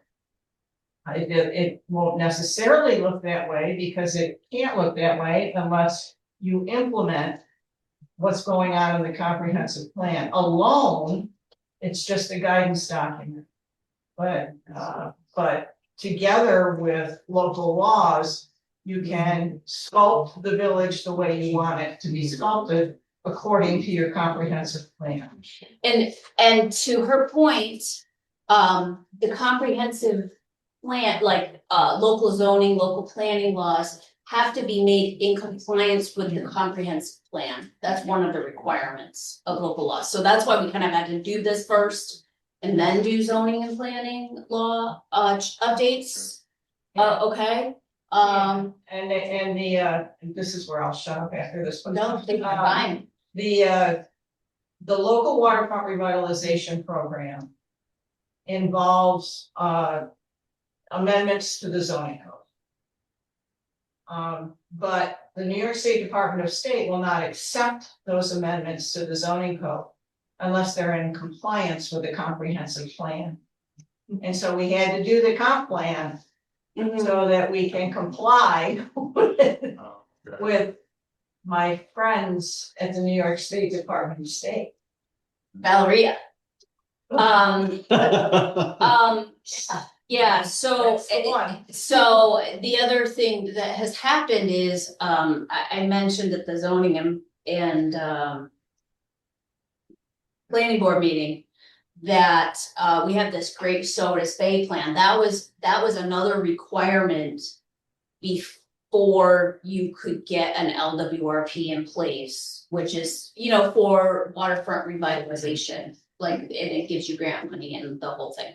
Yeah, and it also is that carries the force of law, the LWRP, but this is a guidance document. Right. Planning. And it has to be updated every 10 years. 10 years. Correct? 10 years is the recommendation. Yeah. So this is technically the first comprehensive plan the village of Sodas Point has ever done. Yes. And it used to be years and years ago, it used to be called a master plan, like so a lot of places have old master plans. But now, in current day and age, we kind of talk about this planning process as a comprehensive plan. So that's what we're doing, as we mentioned, the plan's been up on the website for at least 18 months. But right now, we're just going through the potential environmental impacts, if any. We're gonna go through them. And if there's not any, we'll issue a negative declaration. And then we'll put the comprehensive plan on for a public hearing, in which case we can receive comments on it. So we're just the very preliminary stage of this, but we need to kind of do this first. And then we can go from there. Do we have to have a formal declaration of intent to act as lead agency before we do that? That is in your resolution. Well, you're the only agency, so actually, because nobody else can adopt a comprehensive plan, nobody else gets to say. Okay, so we don't have to have a resolution of intent to act as lead agency? It's in the resolution. Oh, I know. Okay, but- prevented. Yeah. You don't have to do that first, no. Okay. You're the only agency. Yeah, So- the only ones who have approval authority over this. Yeah. Nobody else. can So approve it, but- you don't have to like reach out to the town of Sodas or reach out to the, whatever. You don't have to do that. On seeker, like we Right. will have to obviously give public notice of this, of the hearing and Right, that sort sure. of thing. Yeah. So we're gonna go through this document right now? Yep, we're gonna we're gonna run through this. So again, impact on land, that's page 1 of the part 2 of the full environmental assessment form. And each one, there's some examples of impacts on land. So it's like, it may involve construction that continues for more than a year. No, that's really about different types of project. This is just adopting a guidance document. Right, so the adoption of the plan, even though it might lead to, or under it later on, there might be a project that lasts more than a year, the implementation or the plan itself has nothing to do with. Right, that would involve a separate series. Yeah. So we're just basically adopting something that's been here. Try to find it on the website. It's not exactly. Yeah, it's on here under the LWRP. Under this. So impact on land, I put as. No. I put no, I would ask that you agree or not agree. I agree. Yeah, reading doesn't have any effect. Right, okay. The next one is impact on geological features. So again, Agreed. there's no, It can affect right. our features. Right, so impacts on surface water, again, create a new water body, involved in construction of an outfall, no, I put no. You all agree? Yeah. Okay. Impact on groundwater, oh, I didn't check that one. Yeah. Something There's a happens. few that aren't checked. Oh, okay. Impact on groundwater, again, I'm gonna, because there's no actual construction involved, I would say no. Let me know if you agree with that. Except for paper experiments. You're right. The next one is impact on flooding. So again, it's just a plan. There are items in the plan that talk about mitigating risks of flooding. And so it'll actually have I think ultimately have a positive impact on flooding, but really we're just talking about the plan. So my recommendation is no. I guess let me know if you agree with that. Well, the implementation of the plan doesn't develop any lands at all, so. Right. Same thing, impact on air, impact on plants and animals. In and of itself, this does not, in my opinion, No. have any significant adverse environmental impacts. Oh, I didn't check. Number 8, it says impact on agricultural resources. I don't believe it would have any impact on agricultural resources. Do you agree? Impact on aesthetic resources. Again, I don't think in and of itself, the adoption of the plan will have that impact. So I'm gonna recommend no. Okay. Same thing with impact on historic and architectural resources. I'd recommend no. Agree? Agreed. Okay. Impact on open space and recreation. Again, this is adverse impacts. I think there's a lot of positive stuff in the comprehensive plan that will help with this particular issue, but really, again, this is just about the plan. So in and of itself, it won't have any adverse impact. Agree? Agreed. I don't believe there are any critical environmental areas. Do you know? No. Yeah. Okay. I don't think there are. So there would not be any impact on that. Okay. I'll just do these together. Impact on transportation, energy, noise, odor, and light. I don't believe there will be any significant impact, adverse environmental impacts related to those issues with it. Okay, impact on human health. I don't believe in and of itself it'll have an impact on human health. Depends on what kind of comments people have. We'll get to that later. Okay. Consistency with community plans, and this is the proposed action not consistent with adopted land use plan? Well, this is the adopted or will be the adopted, like, so there's no conflict. So I believe the answer to that is no. Agreed. Number 18, consistency with community character. Again, I'd say there's no adverse impact associated with that. I think this has been very thoughtful about how you want your community to be in love. So that gets us to the last page. Oh no, this gets us to part 3. Part 3, yeah. So if any of these had been checked yes, we would have to do some more talking about it. Because you've agreed that there's no significant adverse environmental impacts associated with the adoption of the comprehensive plan.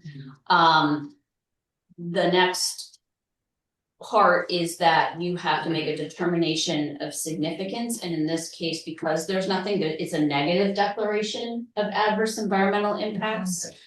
I know, I didn't write the regs.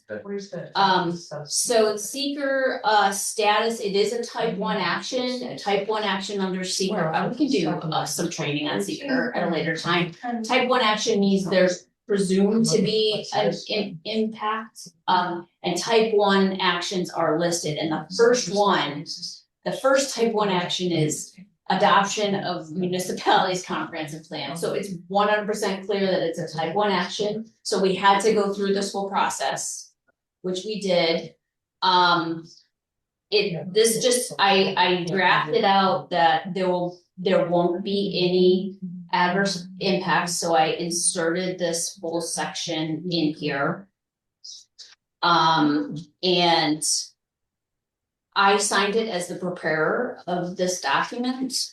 But if you agree and we vote that there's to adopt a negative declaration, you would the resolution that we provided, you're going to be allowing the mayor to sign this as representative of the village board, and then we need to put it on for a public hearing, and we need to I will need to publish this in the environmental notice bulletin. So the resolution I provided covers all of those things. We have 2 resolutions though, right? No, just one. The lead agency, we don't have to do? No, just the last one that I did, the one I did incorporated Sharon's resolution, but I didn't think we needed to set another meeting to go. You made my resolution much better. You want me to read this? If you would like to, yeah. Yeah. Okay. Whereas the Village of Sodas Point Waterfront Advisory Committee began the development of Sodas Point Comprehensive Plan in November 2020 to create a guidance document upon future village decisions may be based. Whereas the comprehensive plan update process under the direction of the committee with assistance from Barton Lucas DPC has resulted in the draft 2025 comprehensive plan. And whereas the committee, which was established to guide the plan development process, convened 6 meetings with a consultant team to review and comment on draft plan sections and deliverables as they were completed. And whereas the committee has reviewed and discussed public input received through the public meetings held August 2021, August 2022, October 2023, as noted in the public input summary. Whereas the comprehensive plan has been referred to the Wayne County Planning Board in accordance with General Municipal Law 239M, and whereas pursuant to Article 8 of the Environmental Conservation Law and New York State Environmental Quality Review Act, in other words, SEEKR, and its implementing regulations of 6 NYC RR Part 617, the village will comply with SEEKR and the regulations with respect to the project. Whereas the Board of Trustees of the Village of Sodas Point caused a full environmental assessment form to be prepared for assessing the potential environmental impacts that may result from the adoption comprehensive plan. Whereas the village board has considered the proposed action and its potential for environmental impacts, reviewed and considered the FEAF, the criteria contained in 6 NYC RR 617.7 and other supporting information to identify the relevant areas of environmental concern. and thoroughly analyzed and identified relevant areas of environmental concern to determine if the action may have a significant adverse impact on the environment. Now therefore be it resolved that the project is a type 1 action as defined by 6 NYCRR 617, and it's further resolved that the village board is the only involved agency for the seeker process. And it is further resolved that the village board finds that no potential significant adverse environmental impacts were identified with the proposed adoption of the comprehensive plan using the criteria for determining significance identified in 6 NYCR 617.7 in accordance with the 6 NYCRR 617.7, 2 and 3, and the village board hereby finds and concludes that the proposed action will not present potential significant adverse environmental impact and hereby issues a negative declaration. And resolve that the mayor is directed to sign the determination of significance to indicate the issuance of a negative declaration. And it is further resolved that copies of this resolution and notice of the negative declaration as adopted by the village board be filed, published, and circulated to the extent required by any applicable ordinance, statute, or regulation, including publication in NYSDC's environmental notice bulletin, then filed with village clerk. Is there a motion? I would move that we adopt the resolution as so stated. Second. All in favor? Aye. Aye. Any nays? Motion passed. So the next step would be putting it on for a public hearing. I'm afraid to even say that at this point.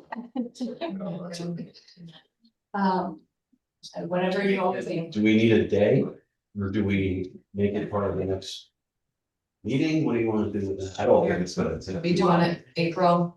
I think we can. Can we? We need. I don't think it'll take long. You.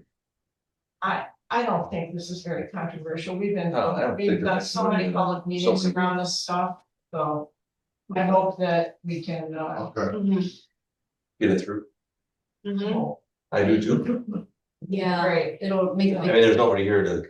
well, everybody, once I got on the agenda, everybody left, so I'm really encouraged by it. So, yeah, but Tracy, I know you're pretty busy, but I think we should be able, shouldn't take too long.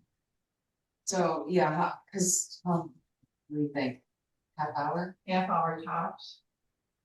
Before the next We'll meeting? have to do half hour for this and then, yeah, so it's to go before the meeting. Right. And then we'll do the budget public hearing. Okay. So, We go start at 6. Probably. Or- 5:45. 5:45. Just give us a break between. Is that all right? Oh, it's fine with me. I'll be here whenever you tell me to. Okay. And is that the April 16th? Yeah. I'll be. You're available, right, for that? Yes, I am going to a wetlands conference. Should be. Alright. And Phil, are you okay with doing it at earlier? 5:45. Yeah, that's fine. Okay. That's fine. All right, so we just need to put that, we need to publish that. I'm not sure what the timing is on that. I think it's between 1 and 20 days. You want me to send you anything or? Yes, There you go. I'll come down. yeah, well, I'm gonna just give it to Tracy, so. Oh, okay. File, Well, I want to sign. Yeah, so there's nothing that makes us a public hearing. That's great.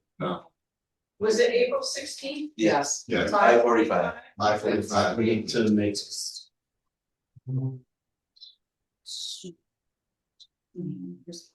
oh, yeah, just. Signature. Yeah, I think we should. Wait till John Hack's still over here. I'm sorry, what do we need to do? Don't we need to make a motion to schedule a public hearing on April 16th? Oh, yes, we do. Yeah, so. And that. We got a motion on the table, got a second? Well, let's Make sure we know what the motion is. Okay, go ahead. We're talking about, April. we're talking about the comprehensive plan. Review, Public hearing. public hearing, that's. Oh, my God, I'm on a diet. For 5:45 on April 16th. I second. All in favor? Aye. Aye. Anyone opposed? Carried.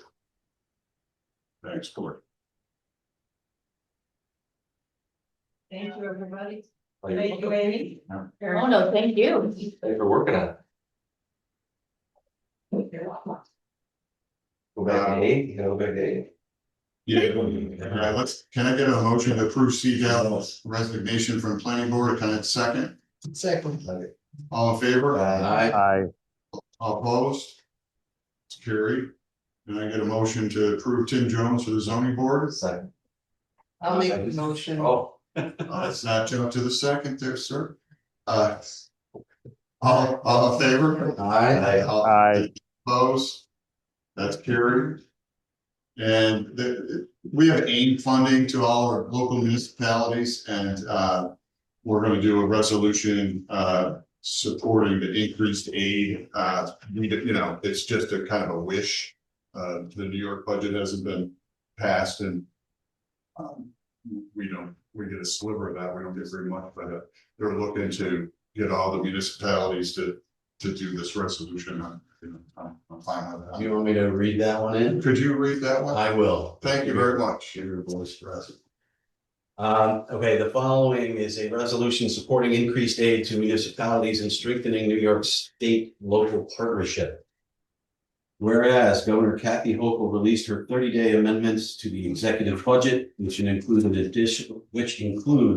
an additional $100 million in temporary municipal assistance, also known as TMA, to be allocated in the same manner as in the past 2 years. And whereas these additional investments reflect a recognition that New York's strength begins in its cities, villages, and towns, and that a strong state-local partnership is essential to delivering the services, infrastructure, public safety, and quality of life that residents expect and deserve.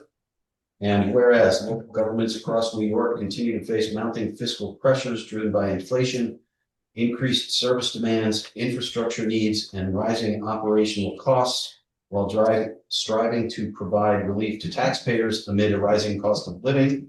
And whereas NICOM Executive Director Barbara Van Epps, along with mayors from across the state, testified at the local government joint budget hearing in Albany, advocating for increased unrestricted aid and strengthened state-local partnership. And whereas the additional $100 million in TMA will offer meaningful assistance to many municipalities statewide, helping to address fiscal challenges and maintain essential services for residents. Now, therefore, be it resolved that the Village of Sodas Point applauds Governor Hochul for recognizing the importance of investing in local governments and for reaffirming her commitment to strengthening New York cities and villages. And be it further resolved that the Village of Sodas Point urges the New York State Legislature to include, at a minimum, this additional $100 million in temporary municipal assistance in the adopted state budget. And be it further resolved that the Village of Sodas Point calls upon the governor and the state legislature to develop a more permanent and predictable solution for unrestricted municipal aid to ensure long-term fiscal stability for New York's local governments. And be it further resolved that copies of this resolution be transmitted to the governor, the temporary president of the Senate, the Speaker of the Assembly, and the members of the state legislature representing the Village of Sodas Point. Thank you. Do I have a motion to accept this? Motion to adopt the resolution as stated. Second. All in favor? Aye. Anyone opposed? Okay, that motion's passed. So, and the last thing under new business, tree removal quotes. Hey, did we put you to sleep over there? I'm awake. Yeah, so I'm looking to get approval for Empire Tree to take down 2 dead maples on Lake Road, kind of encroach on the road. If they come down, they're gonna be in Lake Road. We noticed there's only 2 quotes here. I called another company, and it was kind of out of their scope, and you know, there is other places, but Empire honored their quote from 2004 without increasing the price. Wow. So they came in way better than everybody else. I think they're going to work in the area. So I wanted to go with that. That's the 3,200. So it's 3,200. Yeah. That's a pretty big tree. Like I said, they honored this quote in 2024. And everybody else was like way higher, so. I just wanted to explain why there was only 2 quotes here. Yeah. I motion that we accept the Empire tree bid, take down the 2 trees on Lake Road for $3,200. Second. All in favor? Aye. Anyone opposed? Okay, motion's carried. Thank you, John. Thank you. Can I just say one thing? Is that all right? You sure can. Okay, so everybody's been waiting with bated breath for the New York Forward stuff, Uh-oh. right? Well, we're still waiting. Oh. She's announced, yeah, she's only announced, the North. Thought you were announcing something. No, I just checked your press room. Oh. She's announced in the North Country and she's announced in Central New York. Right. And so far it's been radio silence since then. That was a week and a half ago, so. I thought that maybe announcements would be imminent. I don't know what they're doing there, but yeah, the announcements are slowly rolling out, so keep your fingers crossed. It's been a couple of weeks since the. Yeah. Since the late, right? At least one a week, you know, just boom, boom. Yeah, but she did 2 back to back and then I don't know what happened. St. Patrick's Day, I have no idea, so. Okay, thank you. Thanks, everybody. Thank you. Okay, it's good to pay the bills. Are you working on that water extension? Like a grant? So I was wanting. If we can get grant money. Oh, yeah, really, the one here, or the target list. And the No, not you. general fund is 44,661.93. And we scored very well. Water is $9,030. And wastewater is $38. $38,145.18. I move that we pay the bills. Do we have a second to pay the bills? All in favor? Aye. Face off. Okay, anyone opposed? No, that's carried. Right. So then the auditor, we have to set one more public hearing. Yeah. And that I mean, is sure, some of the, decide you know, issues with For- not having a any Exactly. changes to what I paid. water, quality. But I don't understand. Yeah, so we're just gonna keep the same for right now. As far as the, No, we made it, we're gonna keep the water sewer, that piece of the same, but we're gonna go over 2% over. 3%, yeah. So like we've done plus 3%. So we have to have. I don't know yet. Another. So one of the things that mentioned is Local that law change. they're like that better than water flow is not discussed. Yeah, I'll give you a lot to solve a lot. A lot of municipalities just pass them. Seems to do that. Yeah. So I've been discussion. Lewis, Oh, we did it. Oh, that's been one of it. Just look out. you gotta talk to the health. It was cited. Go ahead, you know, say- It was cited in that. Did talk about it, and I decided that it was best to do it not under the pressure, under discussion. Maybe it was the motion. I didn't So say, basically, if they lose that main line.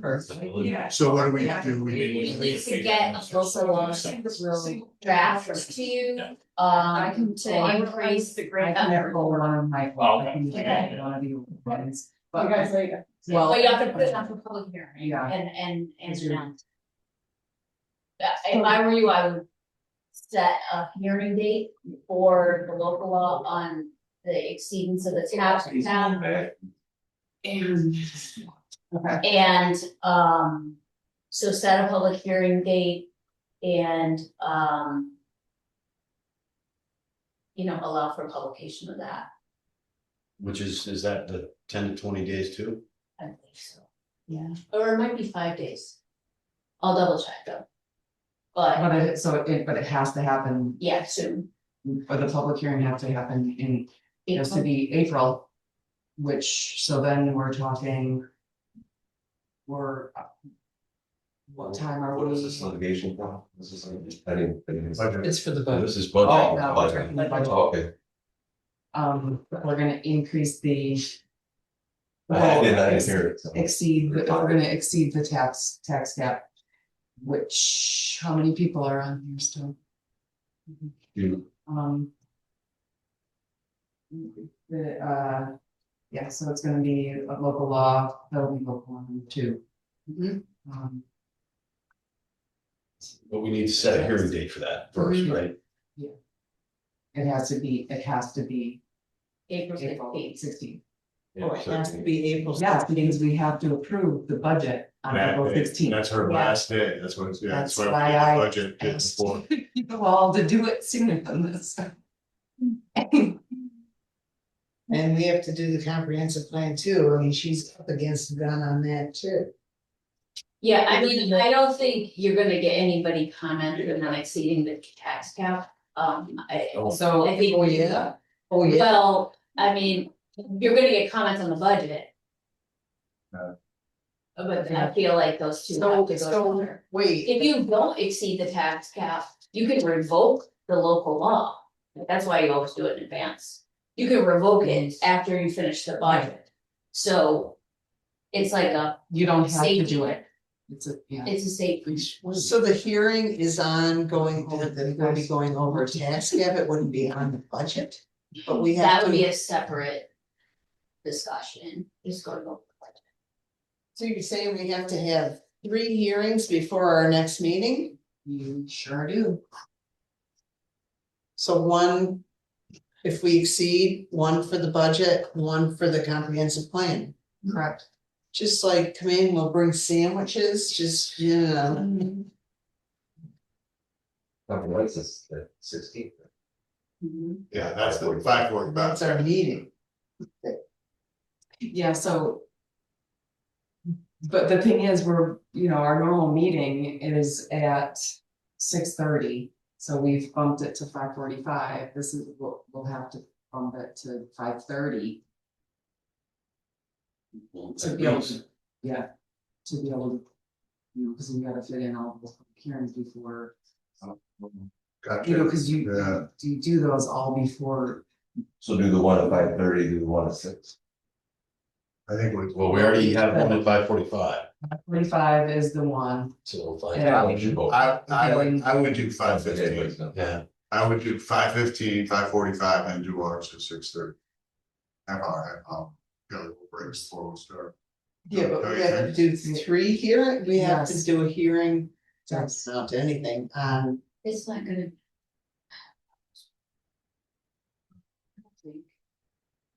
15. We can control that, So 15 for that, yeah. all right. 5:30. All right, do we have a motion? Well, no, Cancel so how many, we're gonna have 3 that day. Have to. All right, we're gonna have budget. Top plan, and then in the actual meeting itself. Do we have anything in that also? we have to hearing about exceeding tax. Well, That's that's the set before. for- Yeah, that's a one. Yeah. So we got the 2 before, then we have nothing during our meeting. What's the third one we were talking? Budget, comp plan, local law. This will be the number one if you adopt it first. So, okay, and so that I'm clear. Right now, we're in the budget information that we have. This is rate that we're raising $631,004, or $4. So 631,004. So you are gonna exceed that by, so. Gonna, You already did 2.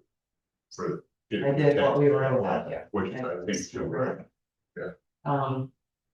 Don't you multiply by 616,400? Just take 5%, I don't know how it's. Well, Well, you do an extra 3% on top of. it's gotta go over the lot. Yeah. We're, So you go to the tax cap and then you exceed it. It's a total of 5. Go Right, from but there. it's 3% of the 616,400. It's not 3% of the 631. It can't be, because you're increasing from Right. last year. right, so Right, six, exactly. so 616,400. We're gonna do, so we're gonna do 5, we're agreeing to do 5%.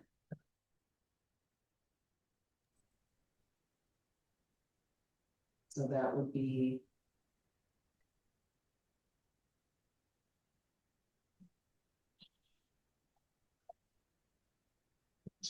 Times 1.5. You get a full number, right? so.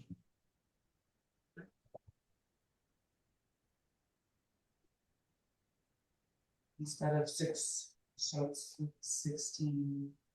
Does Jen need to stay? No, Yeah, no, why don't you? I'm just standing up to stand up. no. But if you guys are good without me, we'll leave. I But think I took care of all my business, so. There you. that's Are you 5%. thinking about that? Seven already on two, Right, or 3%, so. That's 16, times 3%. so Only additional. we have to say exactly, so we just, No. we don't have to say exactly right now. No, You just are saying that we're gonna exceed exceed. the tax cap. Exceed it. And So then, exceed the tax cap by 3. I mean, and I don't even think you have to specify it. I think. Just just right now, you just have to do this. And then what we just, I mean, we obviously have to, $20 household, yeah. we have to, like, once I publish that we're gonna have a public hearing, I have to know because I have to change this number. So Right. I at least have to, if they want. You multiply it by 5%. $30,000. Exactly. All. So We're increasing it 18,000. That's $20 a household. So it's the rate. Only increase, so I'll have to do it, increasing to the 631 was 505. And this is gonna. Oh, yeah, you're gonna have to do the math on that. Yeah. So while she's doing that, just so we're organized, we're dealing with, we said 5. What are the 2 meetings? 5:30 for the first one. For the first one? Well, we could, One's a budget. we need 3, right? Yeah, We need 3 total. 3 public The hearings. first one is we go over the tax cap. The second one is comprehensive plan and the third one is So- budget. So what are you thinking? 3 15-minute segments, 3 half-hour segments? We need to like plan. The comprehensive plan. take 5 or 10 minutes. Good. How about the others? Well, we already scheduled one of them Yeah. for 5:45, right? Right. Well, we can always change it. Well, Yeah, I mean, we can change it. Okay. We did her at 5:30 and with the other one at 6 or 5:45. Yeah, I would say Well, 5. We might get more people that. yeah, why don't we, And hers ain't gonna take, like you said, 10 minutes. I mean, I hope. well, yeah, but somebody's gonna be talking.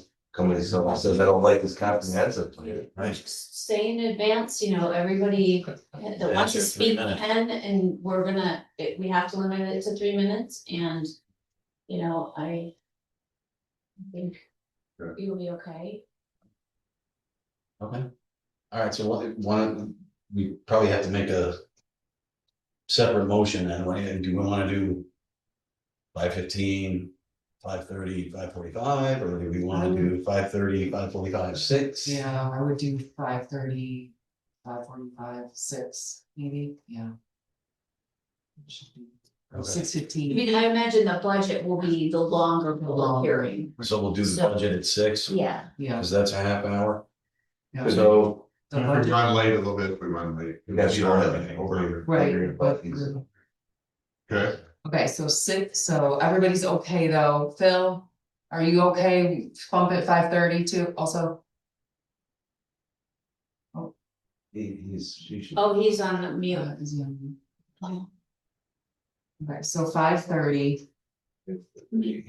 Give us a thumbs up. And then 6. 30. Did we lose him? Local law. No, he's there, he's just muted and he doesn't know how to. Sorry, I couldn't Oh, get there the you mute. Couldn't get the mute button to release. Yeah, that's fine with me. Whatever you guys Okay, said. so all right, just so 5:30 is gonna be the tax cap, exceeding the tax cap. 5:45 is going to be the LWRP Comp plan. comp plan. Do you think that we're not gonna get a lot of resistance on it? And then, Or 15 minutes. For 6. I mean, you can, they can talk. the budget is at 6. Okay. All right. Make sure we respect your time. And again, it's a safety net. I mean, if you decide in the context of the budget hearing that you're not gonna, I mean, the results a lot later. 5:30 is local. It's up to you. Yeah, so I mean, it's not like we're deciding that it's gonna happen, but, Right, And then. but it's giving us permission to do it if it does happen. right, and but it's gonna be in the proposed budget that we're putting forth at 6 o'clock. Right, So- and then they'll have the opportunity.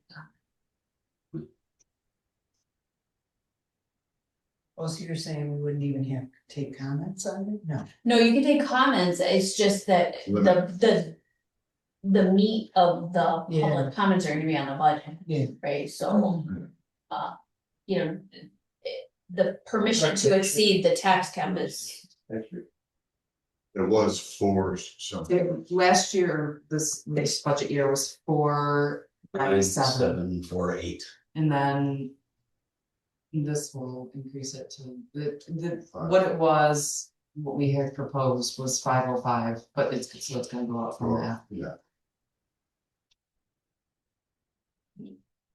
Okay.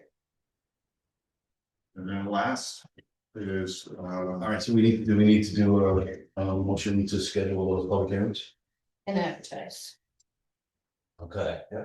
So I move we did that, one of them, right? All right. and this is for 416 changing. 416. Okay, so I'll make a motion that we schedule public hearings and publish the schedule for those public hearings for April 16th at 5:30 for for the exceeding the tax cap increase of 2% by 3%. At 5:45 to discuss the public hearing to discuss the comprehensive plan. And 6 o'clock, public hearing to discuss the budget for the upcoming year. I second. All in favor? Aye. Anyone opposed? Good. Ooh, yeah.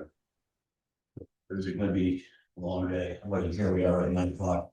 That's why some places do two months. This is why.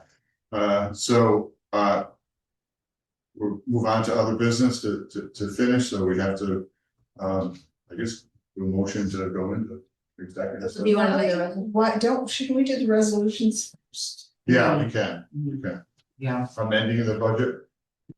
You guys Do we have to put them in separately, in separate motions? I would assume so. Bundle our package. They were at the end. Yeah, but they are at the end. Very, very last one. My infinite wisdom moved them somewhere. So I had, yeah. I got it next to me, because I've been.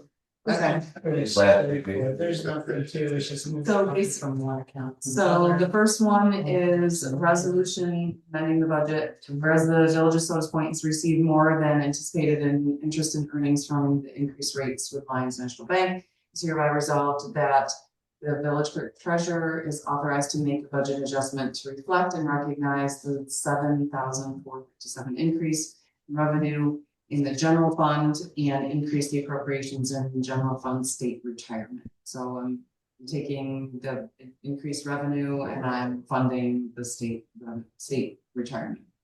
with that increased amount. I move we adopt the resolution 2026-3 as stated. I second. Okay. Moved. No, all in favor? Aye. Anybody opposed? Can't see for a while. So moved. Was that an aye, Phil? I said aye.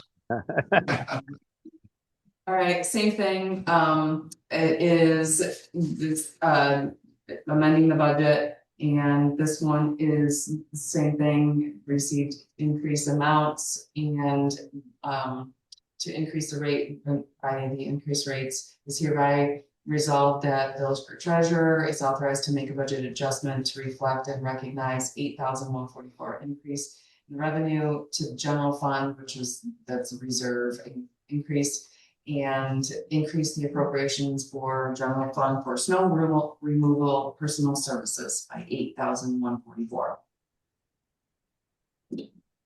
I'll make that motion. Right? Second. All in favor? Aye. Opposed? And then the last one is, this is just, I took some contingent money.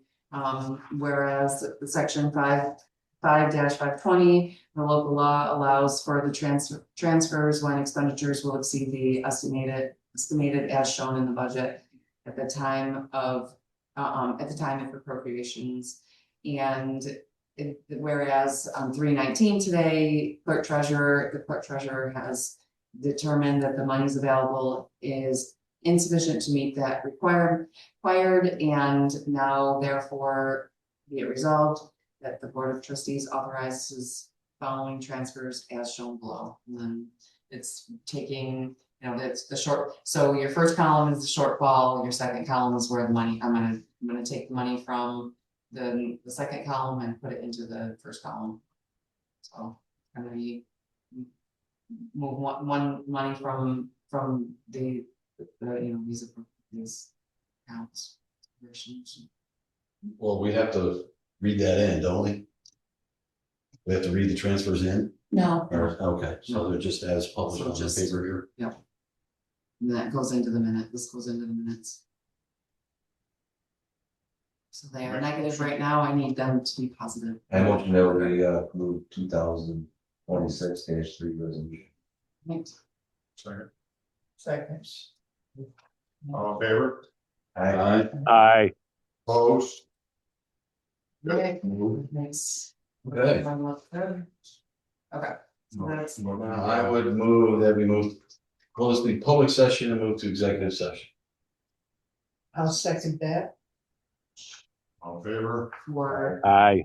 Oh, yeah. All right, so I'm gonna stop recording. Yeah. Bill, if I lose you, please come back in. I'm gonna try to, I don't know how to do this. Still there. I think you got to start another meeting and then I come, or do you have to send me a link? I don't think that would work. Can we just call you? Yeah, let's just do it that way. I'll do Patrick, that. call. I'll call you. Because we need to end this meeting. Thank you. Okay. Thank you. All right, Pat, call me you're on the welcome. 739 number, please. Thanks. Okay. Thanks. Okay. All right.